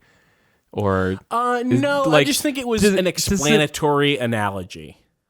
Okay. It's not trying... Is this thing trying to say anything about Rome other than look how far we've come? No, I think it's trying to say something about culture, how cultures work. Okay. That, again, I think that they are taking a big swing on the thing that they're taking a big swing to say something relatively small and end up being a little bit racist to do it. Good. But yeah, again, it's, classic run button game of the year. The politics of this are extremely suspect, but playing the game is pretty fun. Like, I think it's a good little world to have, that it's fun to explore. I think that there's a decent like amount of like what's going on mystery that is fun to solve and find out. It's a very fun, like, guess what's going on kind of game. And yeah, I mean, I think it is largely pretty good, except in the ways that it's like trying to say stuff about the world, in which I think it's largely either underwhelming or extremely goofy. There's some interpersonal stuff that's like really good, and there's some VO is good, some VO is less good, but I think the mystery is solid. I think that the world building is solid. Just one of the ones sort of like Suzerain, where I beat it in like 2 sittings, because once I started it, Suzerain I beat in 1 sitting. Once I started playing the Forgotten City, I did a little bit on a stream. You mean Suzerain beat you in 1 sitting? What's that? You mean Suzerain beat you in 1 sitting? Yeah, Suzerain beat me in 1. It only took 1 sitting for Suzerain to beat me. But then let me see, where is the Forgotten City on this list? Here we go. September. I do have to take a break real quick, but if you want to like say your last little bit. Sure, one last sentence. It was not, I beat it in under 9 hours. So it's not very long. I literally did 2 hours on a stream and then was like, okay, I'm all done. And then played the next 6 hours. Like, I devoured it. It was good. Nice. Yeah. Okay, I'll be right back. I am also going to be right back. Okay, I'm back. Hi, welcome back. My friend sent me a Zillow link today to my old house that I was living in. Oh. Yeah, it was fine. I don't know if you remember me. I was going to buy it for cheap, and then he was being weird and was like, Yeah, no shit. sort of passively threatening to evict me, even though I was actively trying to buy his house, and I couldn't get a credit check on time, and he was getting really weird about it, and he was like, I just want to get this done as soon as possible. Instead of getting it done as soon as possible, he did a ton of work on it, and it looks gorgeous, and he's selling it for $100,000 more than he was going to sell it to me. Yeah. On Zillow. I mean, you remember that place? I'll send you the pictures. It looks really nice. Should have sold it to me though. Clearly. Yeah, I like this. I like this place though. It's it's a worse location, but Yeah. I think it's a much better office. Well, yeah. It's a much better space to record in. I think it's like. Well, yeah. Yeah. Anyway. Are you giving me those links, or is that not happening? Oh no, it's on my phone. I'll do it later. Okay. All Next right. time Well, I want to say because of how critical it sounded like I was about the Forgotten City. Hey, I didn't sorry. just Do you want to? I didn't just jumble up all the games that I played and pulled them out of a hat to make this list.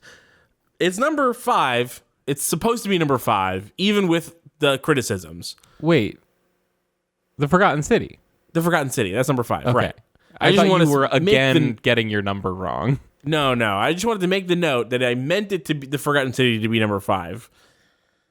I think that was clear. I did sort of argue myself into a sort of 6 Forgotten City, 5 Suzerain. Yeah, well, I mean, the Forgotten City has no chance of showing up on the combined list, and I think we understand that. I don't think you can just say that. Oh? Right. I get there's going to be it's only 2 people, so there's going to be games that neither of us played that are only going to make it or not based on the word of the one that played them. Yeah, and so obviously we would take Suzerain over the Forgotten City because it just sounds way better. Hitman 3 is number 4. Hitman 3! Hitman 3. Look, they've been coming out for a long time, those Hitman games, they're really good. Hitman 3, the 8th Hitman game. Well, okay, to be fair, I did just mean of the last 3. Because I didn't really like any of the ones from before. I know. Just I've tried so many times to play Hitman Blood Money and I just can't do it. Sometimes I briefly forget that the new Hitman trilogy restarted the numbering, and somebody will go on a podcast and be like, yeah, I've been playing Hitman 1. It's pretty good. And I'm like, what are you talking about? The first Hitman game is atrocious. Oh, the new first Hitman game. Okay, yes. Yeah, that one's good. Yeah, so it's a weird series because it's almost like they tricked everyone into accepting an expensive and really long like episodic game, like in the style of like, the Telltale games when episodic games were a thing like 7 years ago, where it's sort of like Hitman 3 really feels like Hitman 1 Part 3. Oh, that's funny. You remember that the first one literally was episodic, right? Oh, I fucking forgot. Yeah, the first one was totally released. Forgot. Yeah, it was released over the course of a year, and I think they realized that they just would have done better if they had released the whole game, and so they did that. Boy, episodic games, what a non-starter, huh? Total non-starter. We all thought that episodic games might be the whole next future of games or something, and it just turns out that they're a bad idea. Yeah, they're a bad idea because what happens is that you can never tell how long your next part's going to be, and people get impatient and frustrated. Yeah, and I think with good unlike reason. a movie or a TV show, you can literally shoot the whole first episode, then go home and shoot the whole next episode, next year or something, and marginally your costs have gone up because you didn't just shoot them back to back or whatever. But like a video game, you have to construct like 90% of the game before you can put out episode 1, and then you're gonna want episode 2 to be better than the first one. Mm-hmm. I feel like every episodic game has just been a huge exercise in biting off way more than you could chew. Yeah. Which is not to say that Hitman 1 is not fantastic, because it is. Right. They all are. I think it is a testament to that formula that it's been largely unchanged, and it's still like one of the best things that I played all last year. Sick. Yeah. Did you play Hitman 3? I don't know if it's on your list. I can't remember. This is I don't even want to say, because you're going to get on me about it, but I bought Hitman 3, but then went back to Hitman 1 because I never finished it, and I only just got like through 1 or 2 levels of Hitman 1, and then I stopped. Oh, Kylie, Hitman 2 and 3 are so good. I know, but imagine how great they'll be when I finish Hitman 1 and then move on to them. I love those Hitman 1 maps, but 2 and 3 absolutely it's also crush 1 in terms of like wow. story content. Okay, well, I can't wait to get to it. But there was also the importation of previous content. So I was playing Hitman 1 in Hitman 3. But yeah, that's the way to do it. Honestly, like it's so funny. Like one of the big things that they added to Hitman 2 was that people would see you in mirrors if you were like coming up behind them in a mirror. Right. And then they backported it to Hitman 1. Oh, sorry. The only level of Hitman 2 that I played was the intro where they teach you that, and I was thinking that it was in the first game. So I was like, wait, they got rid of I thought you were saying the opposite, like they got rid of it. It's just like one of the neat things about like bringing all the old Hitman games forward is that then you get like slightly tweaked versions of those levels where like they can see you in mirrors and stuff like that. But it just like it sort of goes to show this the continued episodic nature of it, that like that was one of the big features is that they added reflections. Yeah, this one's got reflections. Yeah. This one's got lots of games have mirrors that you can look in. This one has mirrors that the other people can see also. Yeah. I like almost every single level from the new Hitman game. I didn't love the last level. I don't want to get too caught up in this, but I was really thrown recently listening to the Giant Bomb podcast where they spent a lot of time sort of complimenting the last Hitman 3 level, which I thought was really weird. That's funny. Well, I was about to say, like, speaking of outside opinions from podcasts and stuff. That's what I meant to say. Oh, Nextlander. Same thing. I had actually heard from people being like, kind of like a much lighter version of the criticism that Hitman fans gave to Hitman Absolution was like, oh, it's a little non-standard. It's like a little more linear kind of something or other. Is there anything to that? Do you feel that Hitman 3 had a slightly different Hitman 3 in general? No, just that last level. Oh. So you think leading up to that there really wasn't anything to distinguish it from 1 or 2?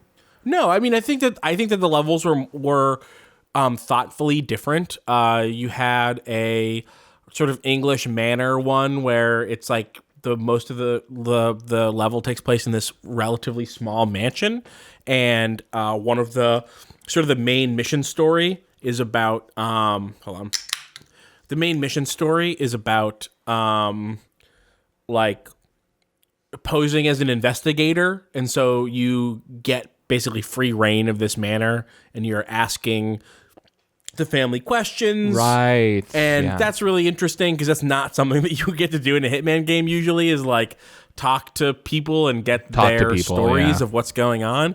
Or, of course, you can just not do that. And usually when Agent 47 is talking to somebody, he's either lying and impersonating someone else or just doing it to distract them long enough for him to murder them.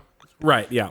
And in this case, it's the former, lying and impersonating someone else. It's just a lot more talking. It's just a lot more of it. Yeah. And like, so that's like a really thoughtful and really different level. And then there's this sort of the Berlin like nightclub level, which is a really great inversion of the standard Hitman dynamic, where you're in this unbelievably crowded and maze like warehouse at a rave, and there's a bunch of hitmen trying to kill you in it. It's really good. But then besides like those two like really good twists, the rest of the levels besides the last one, I guess the other two levels besides the fifth one, are 5 levels. Like, I think it's 5 or 6. I could be forgetting one. But the other levels are pretty standard Hitman levels. Oh yeah, there are 6. I was forgetting one. Yeah, they're standard Hitman levels. They're not very linear, I don't think at all. And then the last level is I mean, it's a sort of parody of linearity. I mean, I'll just say it now. You're on a train and you're going from the end of the train to the front of the train. Okay. I you know, if you're still feeling like you want a little more Hitman, I'd be really curious to hear what you think about Absolution. This was the one that people hated. What? This was the one that people hated, right? Hate is a strong word. I think is that the one they used? Oh. Is it? No, I don't think so. Well, you have to understand about Absolution is that it was a somewhat non-standard Hitman game. Oh, it's got a pretty good Metacritic. But, yeah, because it was a good game. But the thing was, it came many years after Blood Money, which was effectively the fourth Hitman game, basically the first time they had gotten it right.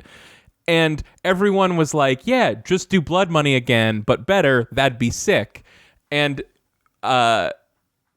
Absolution is like 50-50 regular Blood Money style Hitman levels that are great, and then levels that feel more like Splinter Cell. And I think people were like, why didn't you just make it all of the great Blood Money levels instead of half Splinter Cell? But now that you have Hitman 1, 2, and 3 that are all great Hitman levels, play a little Hitman Absolution. Okay. I'll try it. Although I will say I'm not done with Hitman 3. I actually don't know if they've been doing any DLC levels. But I'm not done. I'm not even done with the normal. Yeah, okay, 6 levels: Dubai, Dartmoor, Berlin, Chongqing, and Mendoza, and then the epilogue, Carpathian Mountains. But yeah, I thought your Dubai, Chongqing, and Mendoza are very those are your like Hitman levels. I think Chongqing and Mendoza are like 2 of the best that they've done. Dubai is like their tutorial level. It's the best tutorial level they've ever done, surely. It really feels basically like a short full level. I mean, didn't Hitman 1 and 2 both have pretty good tutorial levels? I think. No. Wow. Which one was the one that you started on the beach? That was 2. Yeah, that's the worst one. I don't remember one where you're in that weird like plywood cruise boat with a bunch of people that are like seem to not know that they are targets for murder and like a hitman training operation. It's very funny. Yeah, so Hitman 3, the tutorial level is more substantial than those by a lot. Interesting. So yeah, so you've got it's a real level. It counts as a real level. I consider it a full level. But yeah, that stretch of Dartmoor, Berlin, Chongqing, and Mendoza, those 4 are like just, I mean, it might be the best stretch of 4 levels in a row that a Hitman game has had. Wow. With Chongqing specifically being the best looking Hitman level I think they've done. It's gorgeous. And like tons of different environments. Very cool level. Hitman 3, number 4. Number 4. Number 3. Halo Infinite. Wow, it's up there. It's up there. What about Halo can be said that hasn't been said already? Boy, By oh boy, us. what a game. Moving on to number 2. So I admittedly have not played very much of the campaign of this game. Same. And it's because I can't stop playing the multiplayer. I'm playing it Still. I went from playing it every day for 2 months. Right? Yeah. Wow. I played it every day for 2 months, and then I played it maybe 3 times a week for the last 2 weeks. Wow. It sounds like you are playing Halo Infinite the way I played Splitgate last year. Yeah, which is not on my list because I only ended up playing about 20 hours of it. I liked Splitgate. It was like 13th on my short list. Wow. Yeah, I played, 18.8 hours of Splitgate. I like Splitgate genuinely. It just doesn't have the polish. It's got a really it's 2 games where one of my biggest critiques of both of them are the out of game UI that they're wanting you to engage with. And for as frustrating as the Halo Infinite store battle pass situation was, Splitgate's is just 1,000 times worse. Yeah. I mean, I see them And as it's uglier and pretty- it's harder to navigate. It is uglier. I see them as basically the same. I think Splitgate is the art in Splitgate doesn't look as good, but also the super duper overpriced cosmetics that you're buying in Splitgate actually look cool and wild compared to other stuff in the game, whereas the super duper overpriced cosmetics you're paying for in Halo just look like any of the free armor in Halo. Mostly. They announced lower prices, by the way, in Halo. Oh, nice. Yeah, they announced Told a you. few changes to how that stuff works, and all seemed really good. Hey. Told you so. You did. I admittedly was doubtful, and I was wrong. And that's why I had to get in right away. I was like, I got to buy these before the price goes down. Yeah, I can't wait to buy that. I can't wait to buy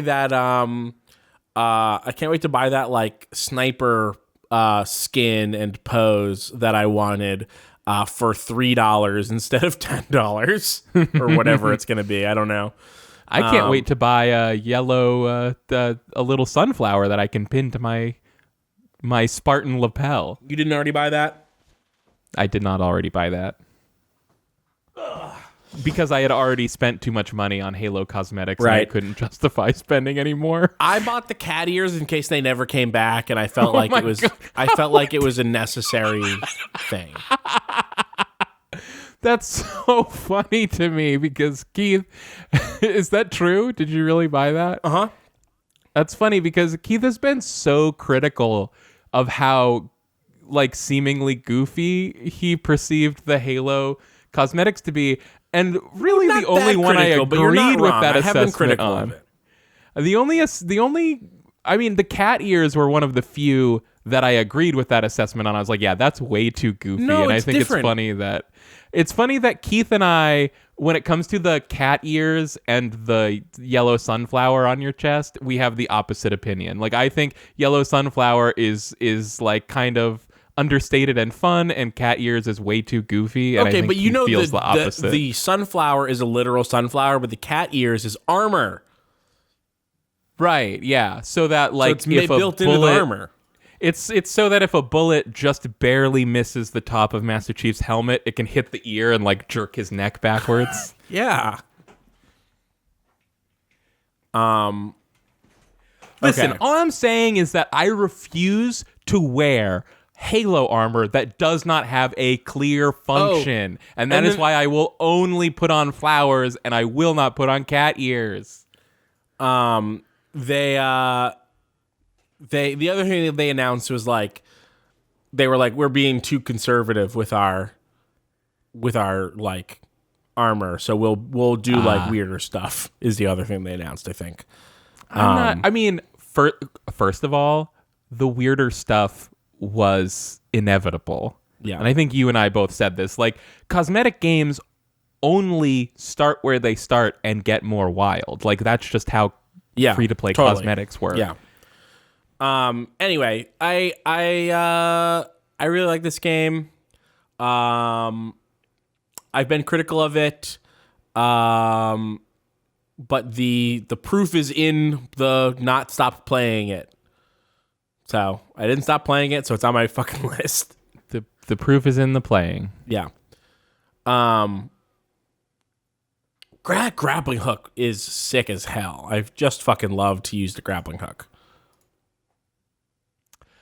I didn't get a lot of time with it because I played so little of the campaign. It seemed really cool in the campaign. Multiplayer, it's difficult. So the thing is, I guess I just wasn't good with it. playing the campaign really taught me how to use the grappling hook really well. Yeah. And then I put enough time into the multiplayer that I went from being frustrated at how marketed the grappling hook was, despite never having a grappling hook, to having a grappling hook basically anytime I wanted, because I knew where they put all the grappling hooks. You're playing Halo. Yeah, I'm playing Halo. Yeah, and that really is Halo to me. I mean, that's Halo. Yeah.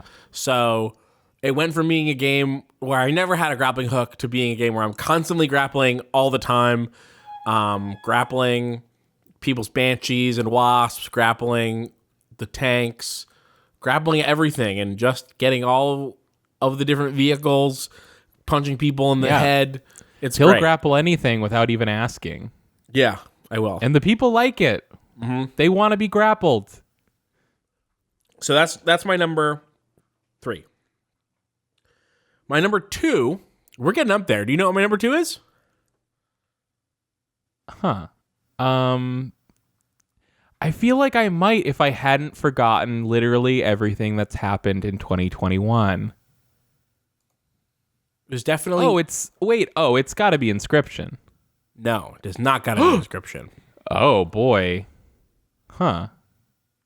Okay. Inscription is not on this list. Oh, fuck. Because I got to the second section of Inscription and I was like, this is dog shit. This isn't fun at all. No.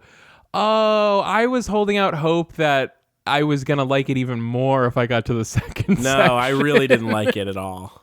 Oh, no. Yeah, it's just worse in every way. And I basically heard from everyone that I heard talk about the game that the second part of the game is the weakest and that the third part is good again, but that the first part is the best part.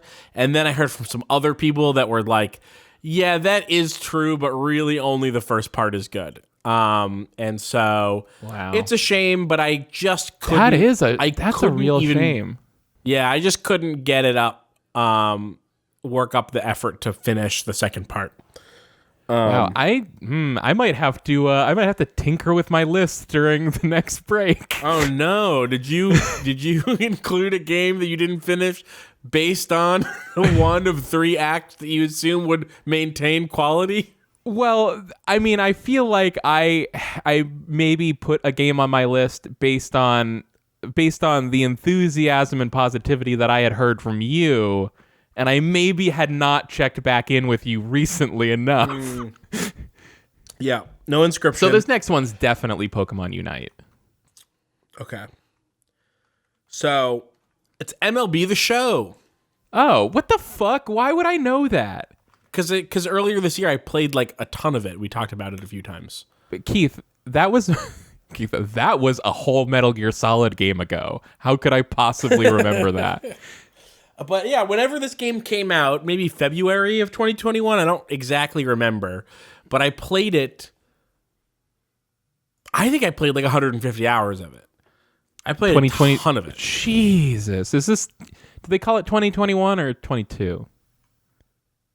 2021. Oh, okay. MLB The Show 20 I don't know. It better be 21. Listen. The years in the sports names, game titles, 21, the 21. years.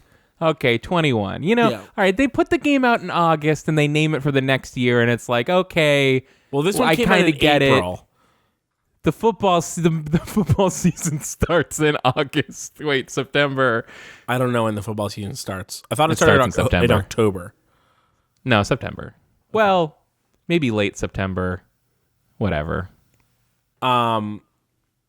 Yeah. So, anyways, you see my point is, maybe, okay, you come out more than halfway through the year, you can name your game after the next year, but that's the cutoff. Get your shit together. So MLB The Show came out in April, and I played it for like 2 months. Pretty much every morning, I would get up and play like 90 minutes to 3 hours of MLB The Show. Oh yeah, you're the Shuhei Ohtani of the MLB in that season. Yeah, I totally was. And so not only did it end up being the year that I played a ton of MLB The Show 21, it also ended up being the year that I like followed baseball for the first time since I was like 12 or 13. Wow. Baseball has long been the only sport that I can muster up any interest in. I think it's a fascinating game. It's a bizarre game with bizarre rules. It is unlike other sports in a lot of crucial ways. I spent basically April to October thinking about and playing baseball. And let's not count out Blaseball. And let's not count out Blaseball, which I didn't do any of this year really, but yeah, whatever. Was on my Game of the Year list last year. Yeah, same. So it got its due. We can move on. Yeah. And I didn't follow baseball or play any baseball games this year, but I did watch a bunch of John Boy, which I feel like is the same thing. It's not the same thing, but that's okay. Okay, you were just supposed to agree for comedy. I wasn't being literal. Oh, it is the same thing. Thank you. Yeah, it's basically the same. I mean, really, the crucial difference is that John Boy's giving me all the good bits. If I had to watch it on TV, they put in all the extra stuff in between, like guys yelling at each other or whatever. Yeah. I mean, those breakdowns are undeniably good. And Secret Base. I undeniably was thrown, possibly by Keith's influence on the Run Button YouTube account. I was thrown into sports YouTube this year somehow. Oh, I was like, you were saying that, and I was like, Secret Base? What are you talking about? Base? Like, which base in baseball is the secret base? Because you cut out a little bit. It's the fifth and then one. I was like, oh, Secret Base, the YouTube account. Gotcha. Yeah. It's a YouTube account. That's so weird that you're watching a bunch of Secret Base. I don't even watch it's that much very Secret weird. Base. That's like watching Secret Base would be like watching Tecmo if you didn't care about technology even a little. Yeah. Really, what happens is that I watch like John Boyce videos, and then because he's associated with Secret Base sometimes. Secret Base videos get recommended, and then I selectively watch Secret Base videos based on whether or not he's in it, and also whether or not it sounds interesting. And so then it's like, oh, we'll just give you every secret base video recommended to you. So that is probably what happened. It probably was because of me still. And the fucking the stuff they do with their on-screen graphics in the secret base videos, and some of them is like ridiculous. Yeah. Total next level type They shit. do the same. John Boyce does the same things in his videos. Although, sorry, you're saying John Boyce. Yes. Is that different from John Boy? Yeah, it's a different guy. Okay. He works at, or worked at, I don't really know, at SB Nation, and had a series called Pretty Good, which I believe we watched a few of. Did we watch that video about the show 24? Oh my god. That's John Boyce, yeah. Wow, that 24 video is incredible. It's really one of the best videos on all of YouTube. If anyone hasn't seen it, it is called I Wish Everyone Else Was Dead, Pretty Good Episode 7. It's so good. Yeah. Yeah, it's great. I've been a fan of it for years. That whole series is excellent. Some of which is sports stuff, and some of which is not sports stuff. But he does a lot of sport. He did a really great video on I can't remember which Barry Bonds season, but it was like, this was Barry Bonds' best season, and what if he What if he didn't have a bat? What if Barry Bonds was not allowed to swing his bat, but nobody knew that, so they pitched at him like normal? Right. Yes. And it's such a ridiculous premise, but the video is so good. It's a really great video. And that's analyzing a specific season, like the 98 season or something. Yeah, something like that. Yeah. Whatever his like best, like most record-breakingest season in terms of on base percentage, I believe. Yeah, it basically amounts to something like, people were so scared of pitching to Barry Bonds that they would just walk him so regularly that he still had, like, even if he couldn't swing his bat, he would have had the highest on base percentage of like anyone in the MLB or something. Yeah, of all time. So great video. I recommend. I mean, I honestly just recommend going through and watching all of his videos on his channel. But, yeah, but there's some really good stuff on there. And then he's on Secret Base a lot, which is why sometimes I'm watching Secret Base, even though Secret Base is a little bit too sportsy for me.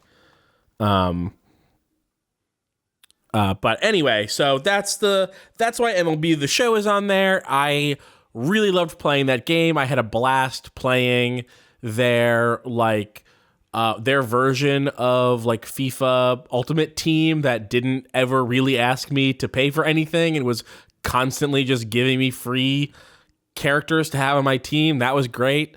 I took over America. The Pawtucket Lookouts took over America last year.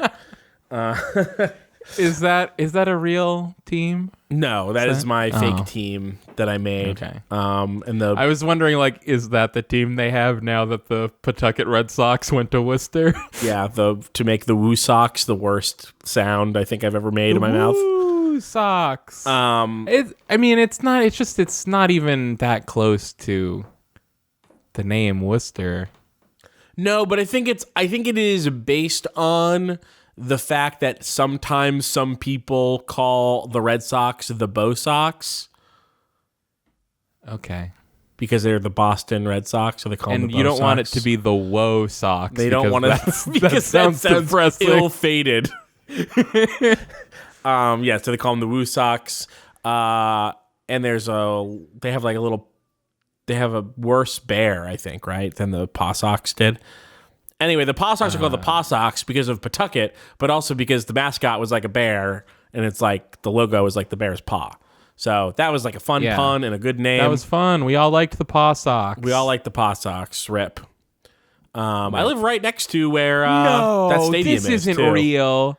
That- This fucking yellow smiley face. Yeah. No, that's really their fucking logo. It is.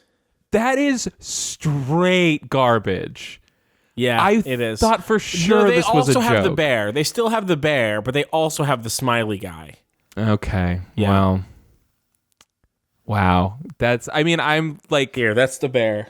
I will just put this. It's literally looking at an image that is like the bear side by side with the smiley face, and it's like a joke. Yeah, that's man. Oh, you've got this. Let me go there. Copy message link.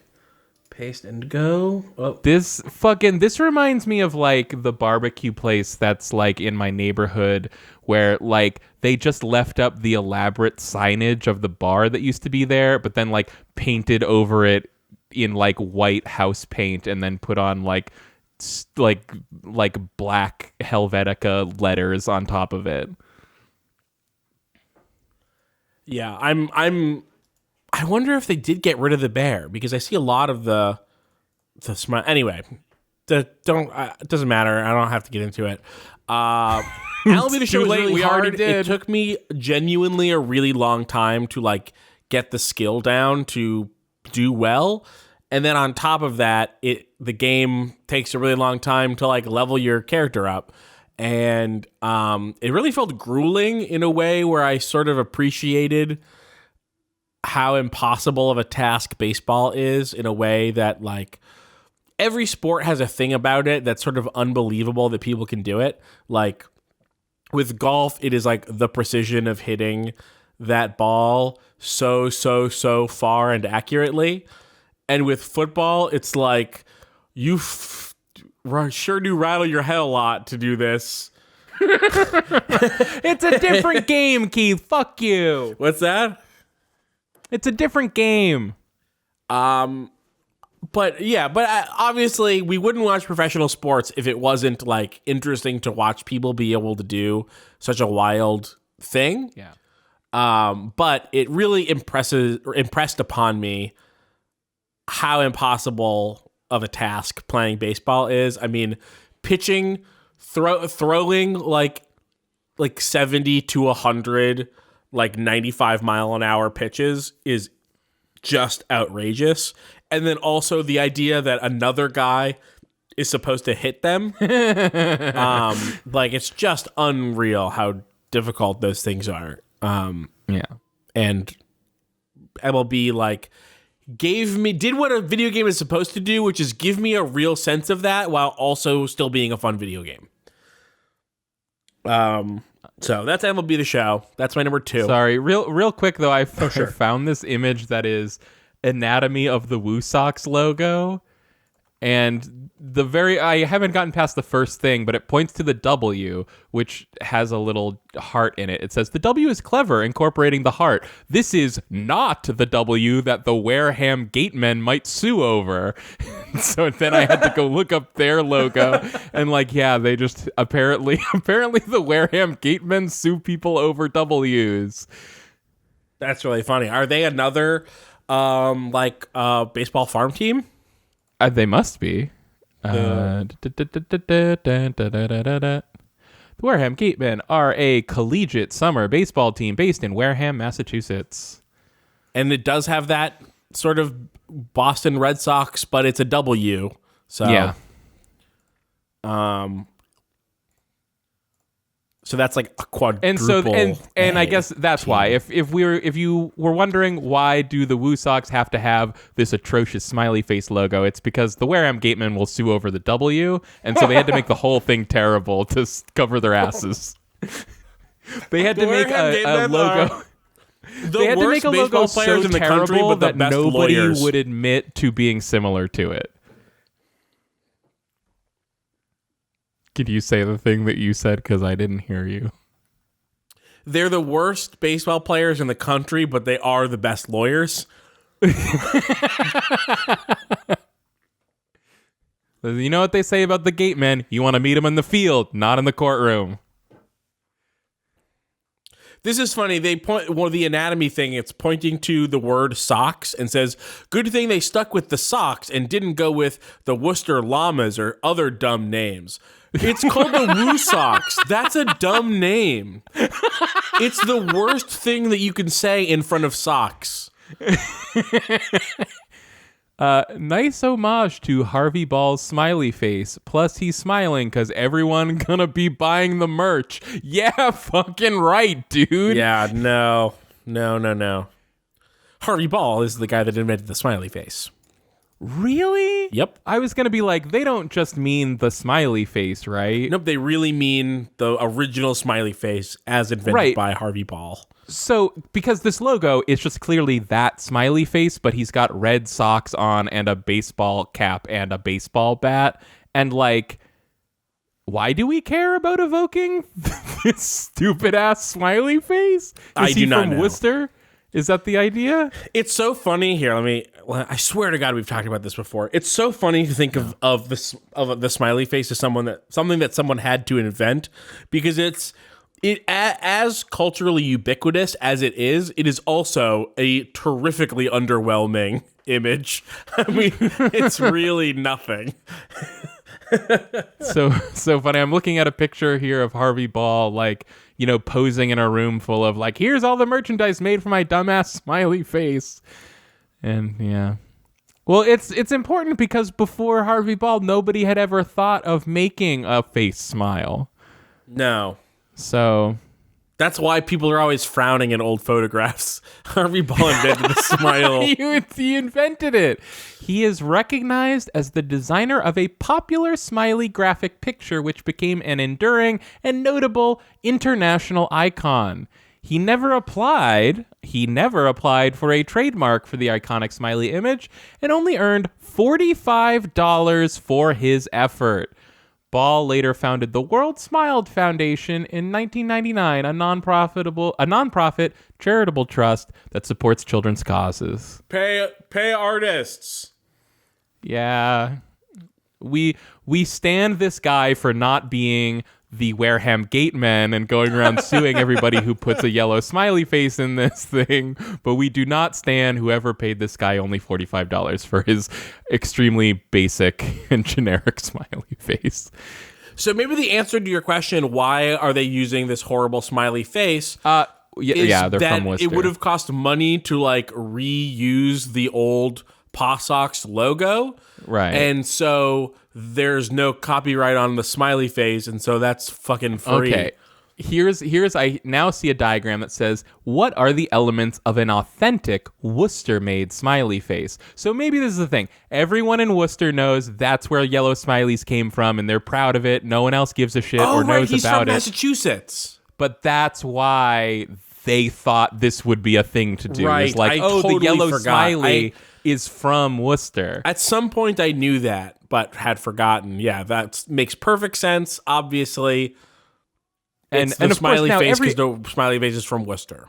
And I'm sorry, and now, of course, everyone's on the edge of their seat to find out what the key elements of an authentic Worcester-made smiley face are, so I will tell you. Small oval eyes, right slightly larger than left. Perfect yellow circle. Okay, imperfect smile. Bright sunny yellow. Right side of mouth is thicker, larger, and slightly off center. Because that just happens to be how he drew it the one time he drew it. No, I think he drew it a lot of times. But I mean, I'm looking at, I'm sure this is the original smiley face, but you know, you look at this, it's a rough version. You know, it got smoothed over later. Now I was always wondering, like, so did like DC Comics have to pay for the rights to put the yellow smiley face in Watchmen? And I guess the answer is no, because there's no copyright. So my number one game, and that's why everyone can steal Watchmen for free, I think is how that turned out. Yeah. My number one game of the year is Psychonauts 2. Jesus. What? Nobody saw this coming. That you're lying, right? I think I basically said to you this is going to be my game of the year when I was playing it. Now that you say it, I remember you fawning over this game, but like I wasn't just going to remember something like that. Did you really not see this coming? No, I forgot Psychonauts 2 existed, basically. This game's phenomenal. I devoured this game. I literally 100%ed it. I mean, I got all of the little glowy emblems. Was it painful coming out?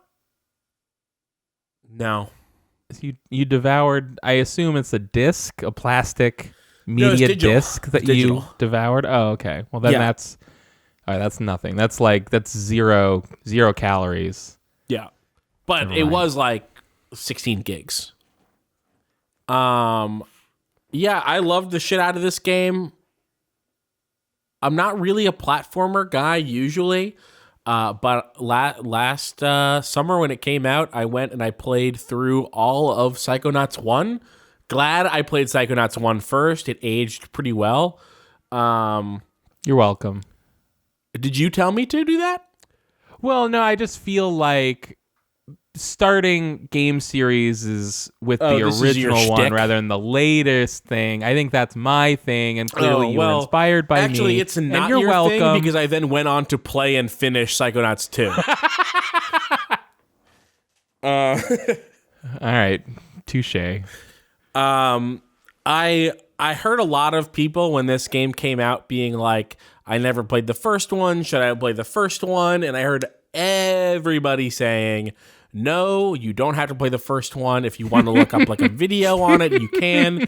And I'm here to say they're wrong. You should play the first one. It's not that long. It's not that bad. I mean, it's really good. It doesn't feel old and bad. The first level is the worst thing in that game, which is why when I tried to play it like a year and a half ago, I bounced off of it. The first level is the only bad level in the whole game. And it just gets better and better and better. Classic mistake. Say again?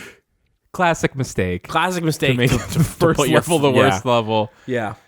I think Tim remembered he had heard something about game design and the first level being different from the other levels, and he's like, it's supposed to be bad, right? Yeah. You're supposed to give everyone a really bad first impression, right? Right, so if they stop playing your game early and don't get to the good parts. And I think more importantly than that the game holds up surprisingly well, at least it surprised me based on what I had heard about Psychonauts for the last 10 years, which is that it's really good. It's a really good cult classic that is kind of like clunky and not that great to play, but that the writing and the story is really good. I think the years have been kind to that game, or really I think that there's like, we've talked about this, but I think there's sort of like a flattening of old games where like A-tier games from the early 2000s and C-tier games from the early 2000s start to look a lot like the same tier now that we're 17 or 18 years past that.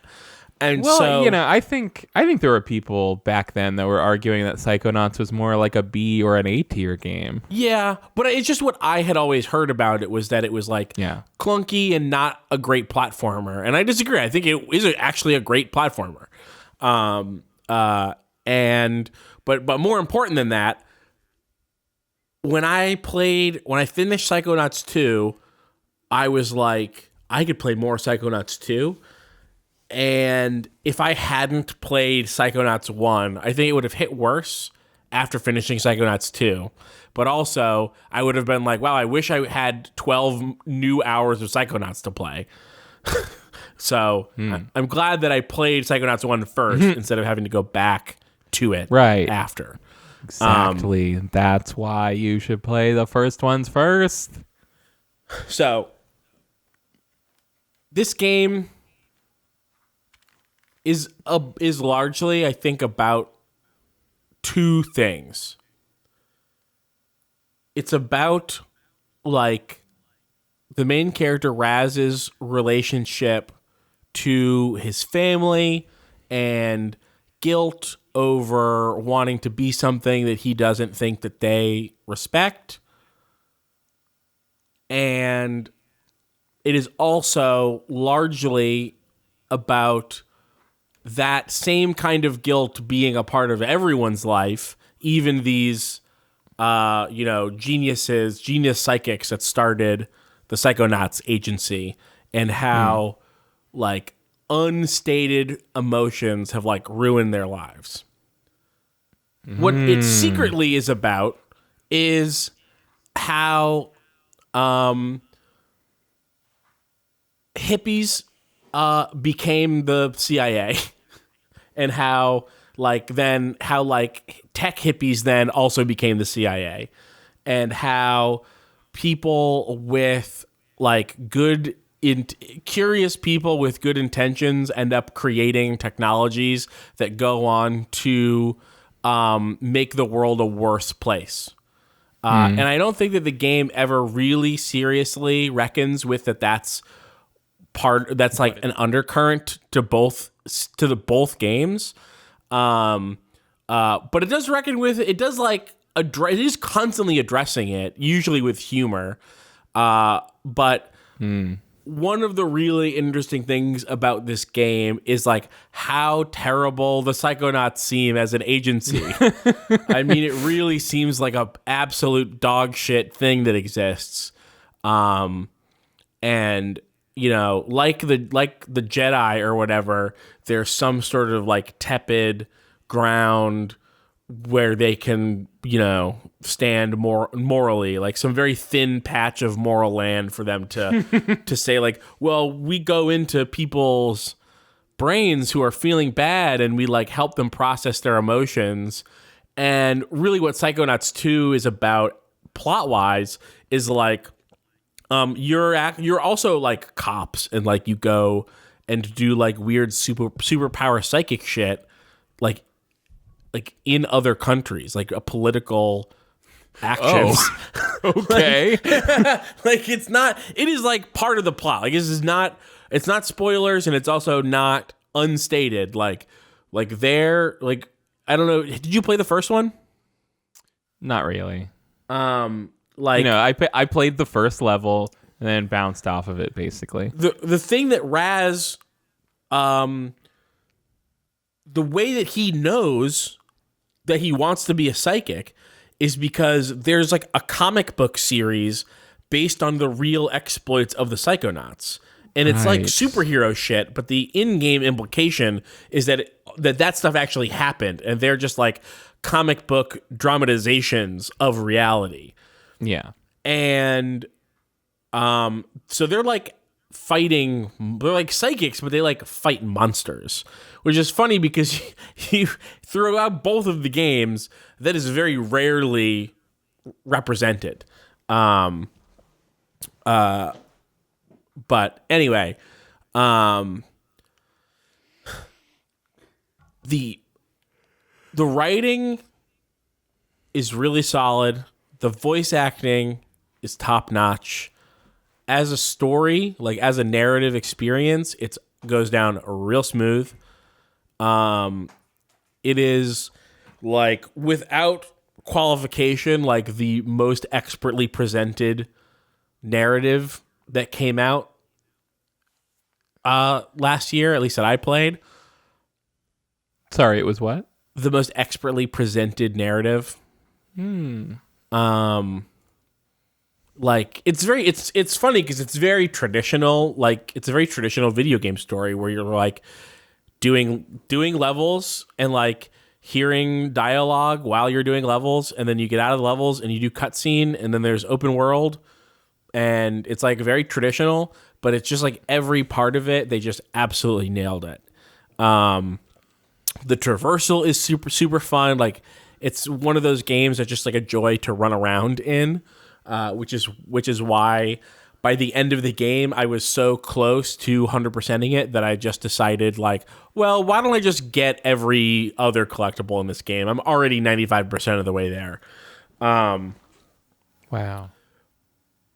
It's hard. It's almost hard to describe because of how simple my recommendations are. Like, yeah, all the levels are super fun to play, and they look awesome, and they all have their own gimmicks, and the gimmicks are good.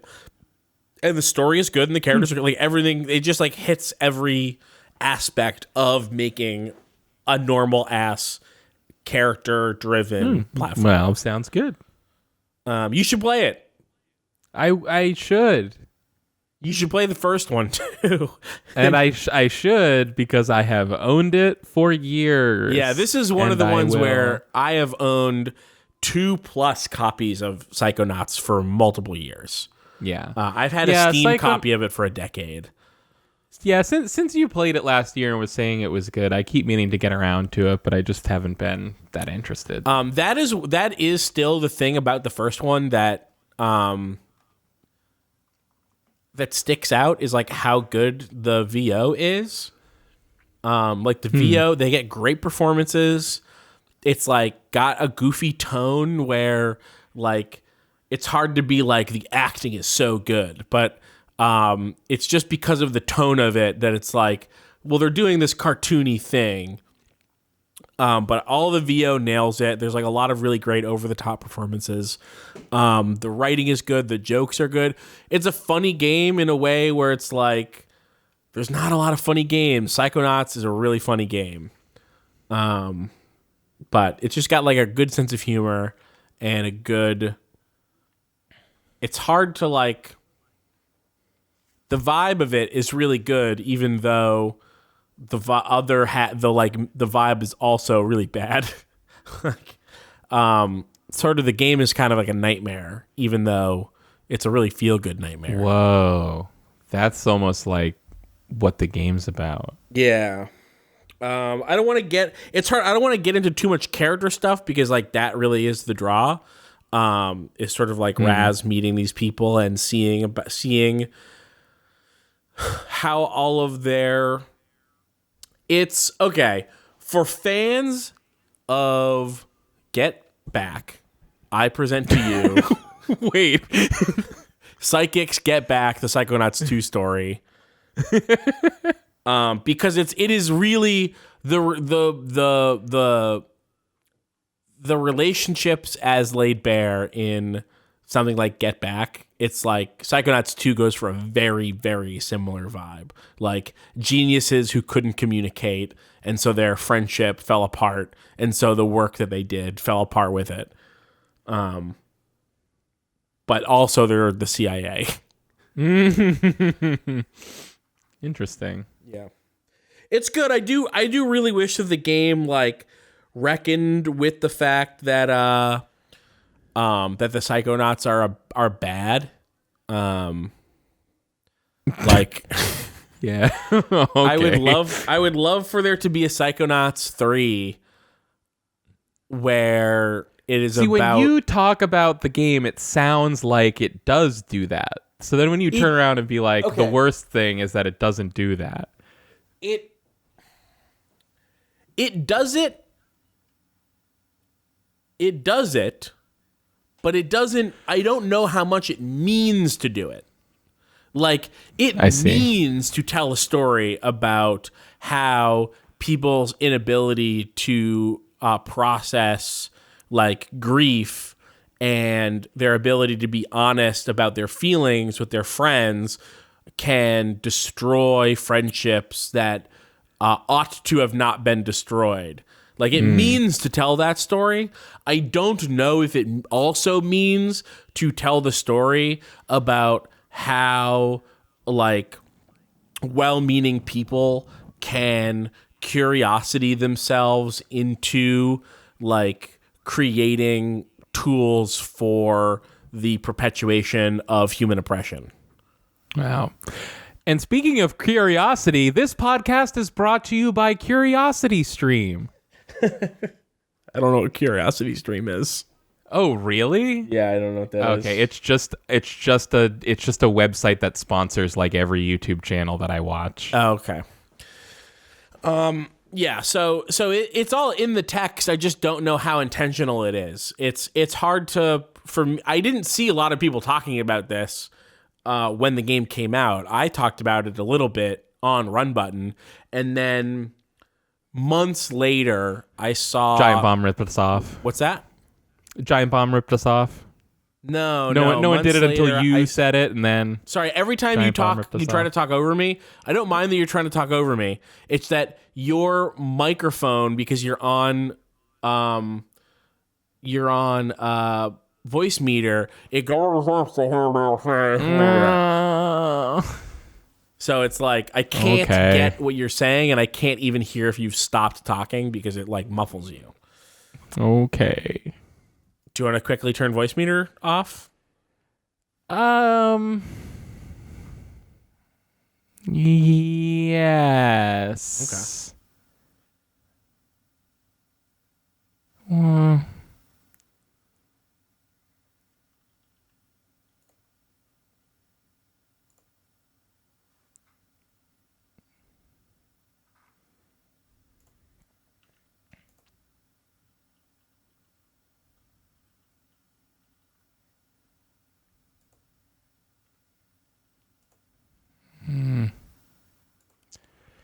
Okay, how's this sound?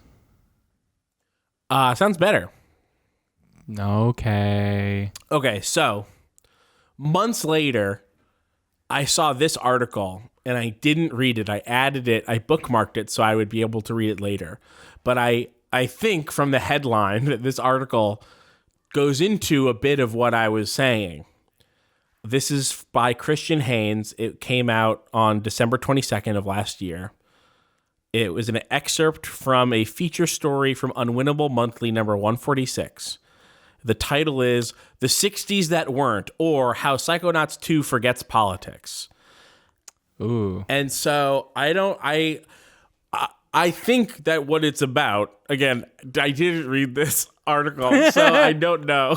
But I think, but if I were to write an article with this headline, If I were to read this, I can imagine how it would be like the thing that I was talking about, which is a game that is like you cannot ignore the parallels that it's drawing between the leaders of the Psychonauts and like the hippie movement that like, and like the sort of, like think of a hippie that's like having sex and like dropping acid. And that is who the Psychonauts are. Like that, like the leader, the original Psychonauts. What do you base this on other than... It is explicit. It's extremely explicit. I mean, they started in the woods meditating, doing psychic shit, and like augmenting their psychic... Like,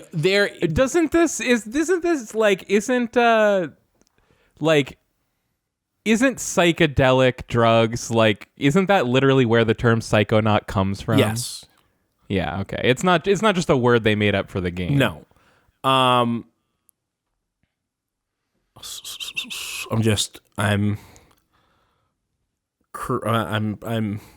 scanning this article. Anyway, it is an extremely like psychedelia game. Like it's unavoidable. It is directly analogizing with like 60s hippies and also drugs, intentionally. And because of that, I think it sort of like invites a who's the guy? I can't remember who wrote this. It's a very like Men Who Stare at Goats thing. I don't know if you read Men Who Stare at Goats. Ron something. I saw the movie. Okay. The movie is very different than the book.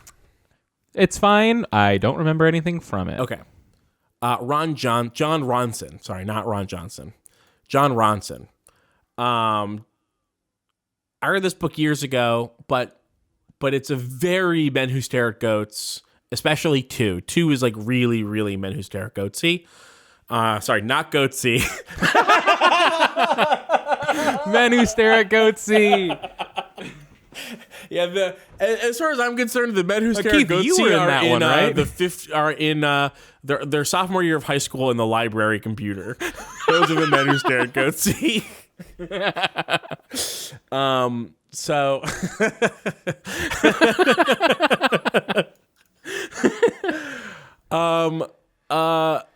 the thing about Men Who Stare at Goats, like very broadly, is like the army is interested in the power of the mind. And so they try to do a lot of research into this is the sort of MK Ultra stuff. Like it's like MK Ultra is the service level, and then how deep did it go of like the US government thinking about drugs, thinking about meditation, thinking about what the brain can do. And it's baby, if mind control exists, we don't want the commies to discover it first. Exactly. And so the sort of ultimate culmination of this is the image of like the army general who is trying to will his body to walk through a door because conceptually there's nothing preventing the atoms that make up his cells from passing straight through the atoms that make up the cells of the door. Like, and that's the sort of, and then like obviously crashing into the door. Oh, he didn't make it through. He didn't make it through. And this is so far back in my memory when I read this book, but the introductory chapters are about this guy, this like hippie army guy who writes a book about nonviolence and nonviolent like policing and nonviolent hippie army guy. What's that? Hippie army guy is just such a funny thing to say. I could be wrong. He maybe wasn't an army guy, but I'm pretty sure that he was. I think he was like an army sergeant or something. And again, it's not the actual facts of this book are not important. But the this guy, General. No, sorry, I shouldn't try to. I think it was actually major. It was major. So this guy writes this like manual. There we go. The 1st Earth Battalion was the name proposed by Lieutenant Colonel Jim Channon, a U.S. soldier who had served, this is real, this is on Wikipedia, who had served in Vietnam for his idea for a new military of super soldiers to be organized along New Age lines. Channon believed the army could be the principal moral and ethical basis on which politics could harmonize in the name of the Earth. He declared that the 1st Earth Battalion's primary allegiance was to the planet Earth. Channon envisioned that the 1st Earth Battalion would organize itself uniformly, uniforms without uniformity, structure without status, and unity powered by diversity, and members would be multicultural, with each race contributing to, quote, rainbow power. He also proposed as a guiding principle that members of the 1st Earth Battalion seek non-destructive methods of conflict resolution because of their first loyalty is to the planet. He adopted the term warrior monk for potential members of the 1st Earth Battalion. Interesting. So, and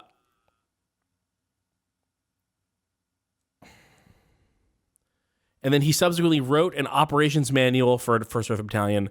It was a 125-page mixture of drawings, graphs, maps, polemic essays, and point-by-point redesigns of every aspect of military life. So, to me, this guy is the Psychic Six who started Psychonauts. He's like this weird new agey hippie who's like interested in the brain and the earth and in helping people, but really he's just the army. and I think that this is the absolute most important thing about Psychonauts 2.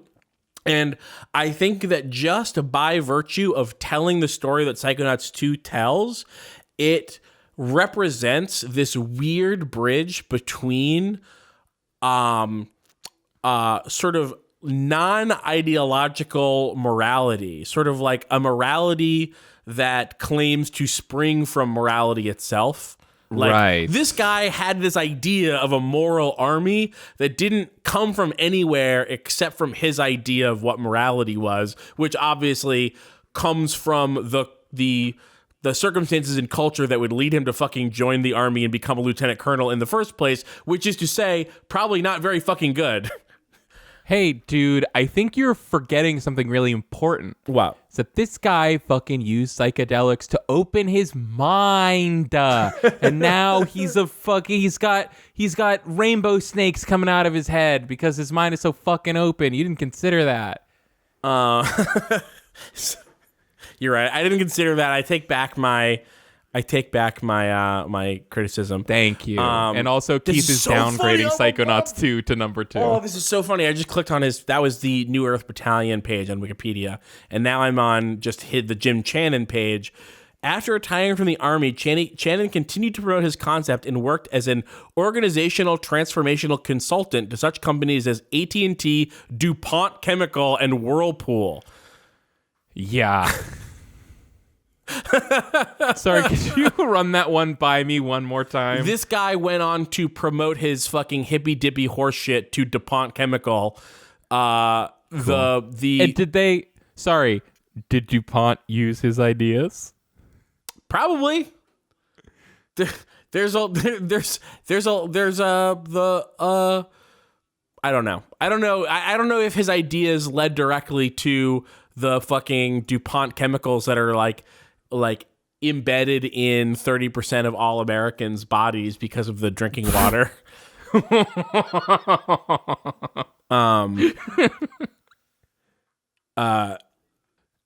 Keith, I'm just into painting cars. I don't know why you had to make this so political. So that's the thing. This guy is Psychonauts 2 to me, and the story that they tell, you can't, even by accident, you have to work really hard for like the beat by beat plot of Psychonauts 2 to not draw these direct comparisons to like this actually existing pipeline of like hippy dippy bullshit like to like CIA and Army, and then also like marketing weirdo, where it's like people and the line that we can draw is like we've talked before about the like techno utopists who were like yeah, we want to make the world a better place with technology, but actually we're accidentally millionaires and the world is ruined now. That's actually a direct quote from Mark Zuckerberg. and oh wait, no, sorry. Mark Zuckerberg is actually probably really happy about the state of world that he has created. Maybe I'm blanking on his name. Steve. The non-Steve Jobs Steve. Steve Wozniak. Steve Wozniak. Yes, it's Steve Wozniak. You said Steve, and I was like, he can't be meaning. He can't have forgotten Steve Wozniak. You can't forget the Woz. Yeah, it's the Woz. The Woz is who I'm thinking of here. Where it's like, you want. I don't doubt some of these people's drive to make the world better and their belief that technology can make the world better, but what they lack is the capacity to implement what they've created in a way that would ever make the world better and not just obviously worse. And, maybe it's because they don't have a good idea of what a better world actually looks like. Maybe it's because technology is, the way that technology is made precludes a better world. I don't know. Also, here's a thought. This is food for thought. Technology is one of the only things that have been getting better for our whole lives. And people are just like, so that technology is the bringer of all good things. Right, yeah. Where it's because everything else has been getting worse. So surely technology must be the key. Yeah. But yeah, that's so embarrassing. I should have said Steve Wozniak because obviously Mark Zuckerberg is much more of the Roman soldier in the Forgotten City who wants to tell you about how sweet decimation is. Yes, totally. I mean, look at his hair. He literally gets a fucking Caesar haircut to look like Julius Caesar. Oh my God. Yeah, That's not true. That is absolutely true. If anyone has ever wondered why a billionaire looks like a fucking Play-Doh idiot, it's because he intentionally gets that bad haircut to make himself look more like Julius Caesar. I just thought he like cut his own hair or something. Nope. He's just actually even more psychotic than people think he is. Wow. Because he wants to rule the world, literally. Yeah, I don't want to get more into this, especially because we've talked about it before, but yeah, there was like this quote from Mark Zuckerberg about how his favorite figure from history was Caesar Augustus, the guy widely credited with turning Rome from a republic into an empire, and he said it's because they achieved relative peace within the empire, and so he was able to achieve world peace. Think about that. The whole world. That's incredible. It's just like, wow, you really just said that. You really just called the Roman Empire the whole world. Yeah. It's absolutely demented thinking. He is a certified lunatic. Yeah. So anyway, that's my number one game of the year is Psychonauts. I think that forever, whatever ball it drops in like securing that last bit of the story of like, people like well-meaning people without the like, with the will but without the means to make the world better, using those means to instead make the world worse, and doing that by like directly cooperating with like major political or economic institutions. You can't tell the story that they told without... They accidentally did a good job telling that story, even though I don't think they meant to. Like, all that stuff is in there, and it takes just a little bit of digging to bring it out. Yes, we stand. And we stand. And we stand. And it sounds like we've come to the end of your list. Oh, the music was so good. There's the music. Everyone who played it knows the music level is so good, and it looks so awesome. Sorry, just right now I'm feeling a little self-conscious about the fact that we got through our whole Woo Sox bit without mentioning the fact that the batting stance of the logo pays tribute to Teddy Ballgame. We all know that. Hey, it's me, Teddy Ballgame. It really says that on the anatomy of the logo thing. I've got a new sport to tell you about, baseball. We all know Teddy Ballgame's iconic batting stance. Did he really say Teddy Ballgame? Teddy Ballgame, baby! The man synonymous with baseball itself, Teddy Ballgame. Teddy Ballgame. Okay. Do we need to take a break before your list? Yes. It's only been 4 hours, so. It's only been 4 hours. Ain't it always the way? Yes. The first hour we know doesn't count. So it was only 3 hours. Right, yeah. Oh, here's a question. Without telling me what games, how much overlap between our two lists? Because that's a good way to cut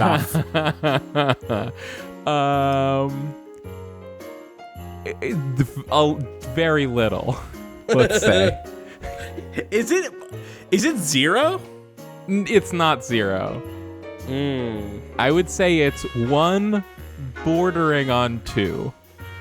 Oh, what does that mean? I don't know. I guess we'll all find out. No, because I know. Oh, but you probably added Yakuza Like a Dragon. I don't know. Okay. Okay. Halo. Yeah, right, Halo. Yeah, we're taking a break. Okay.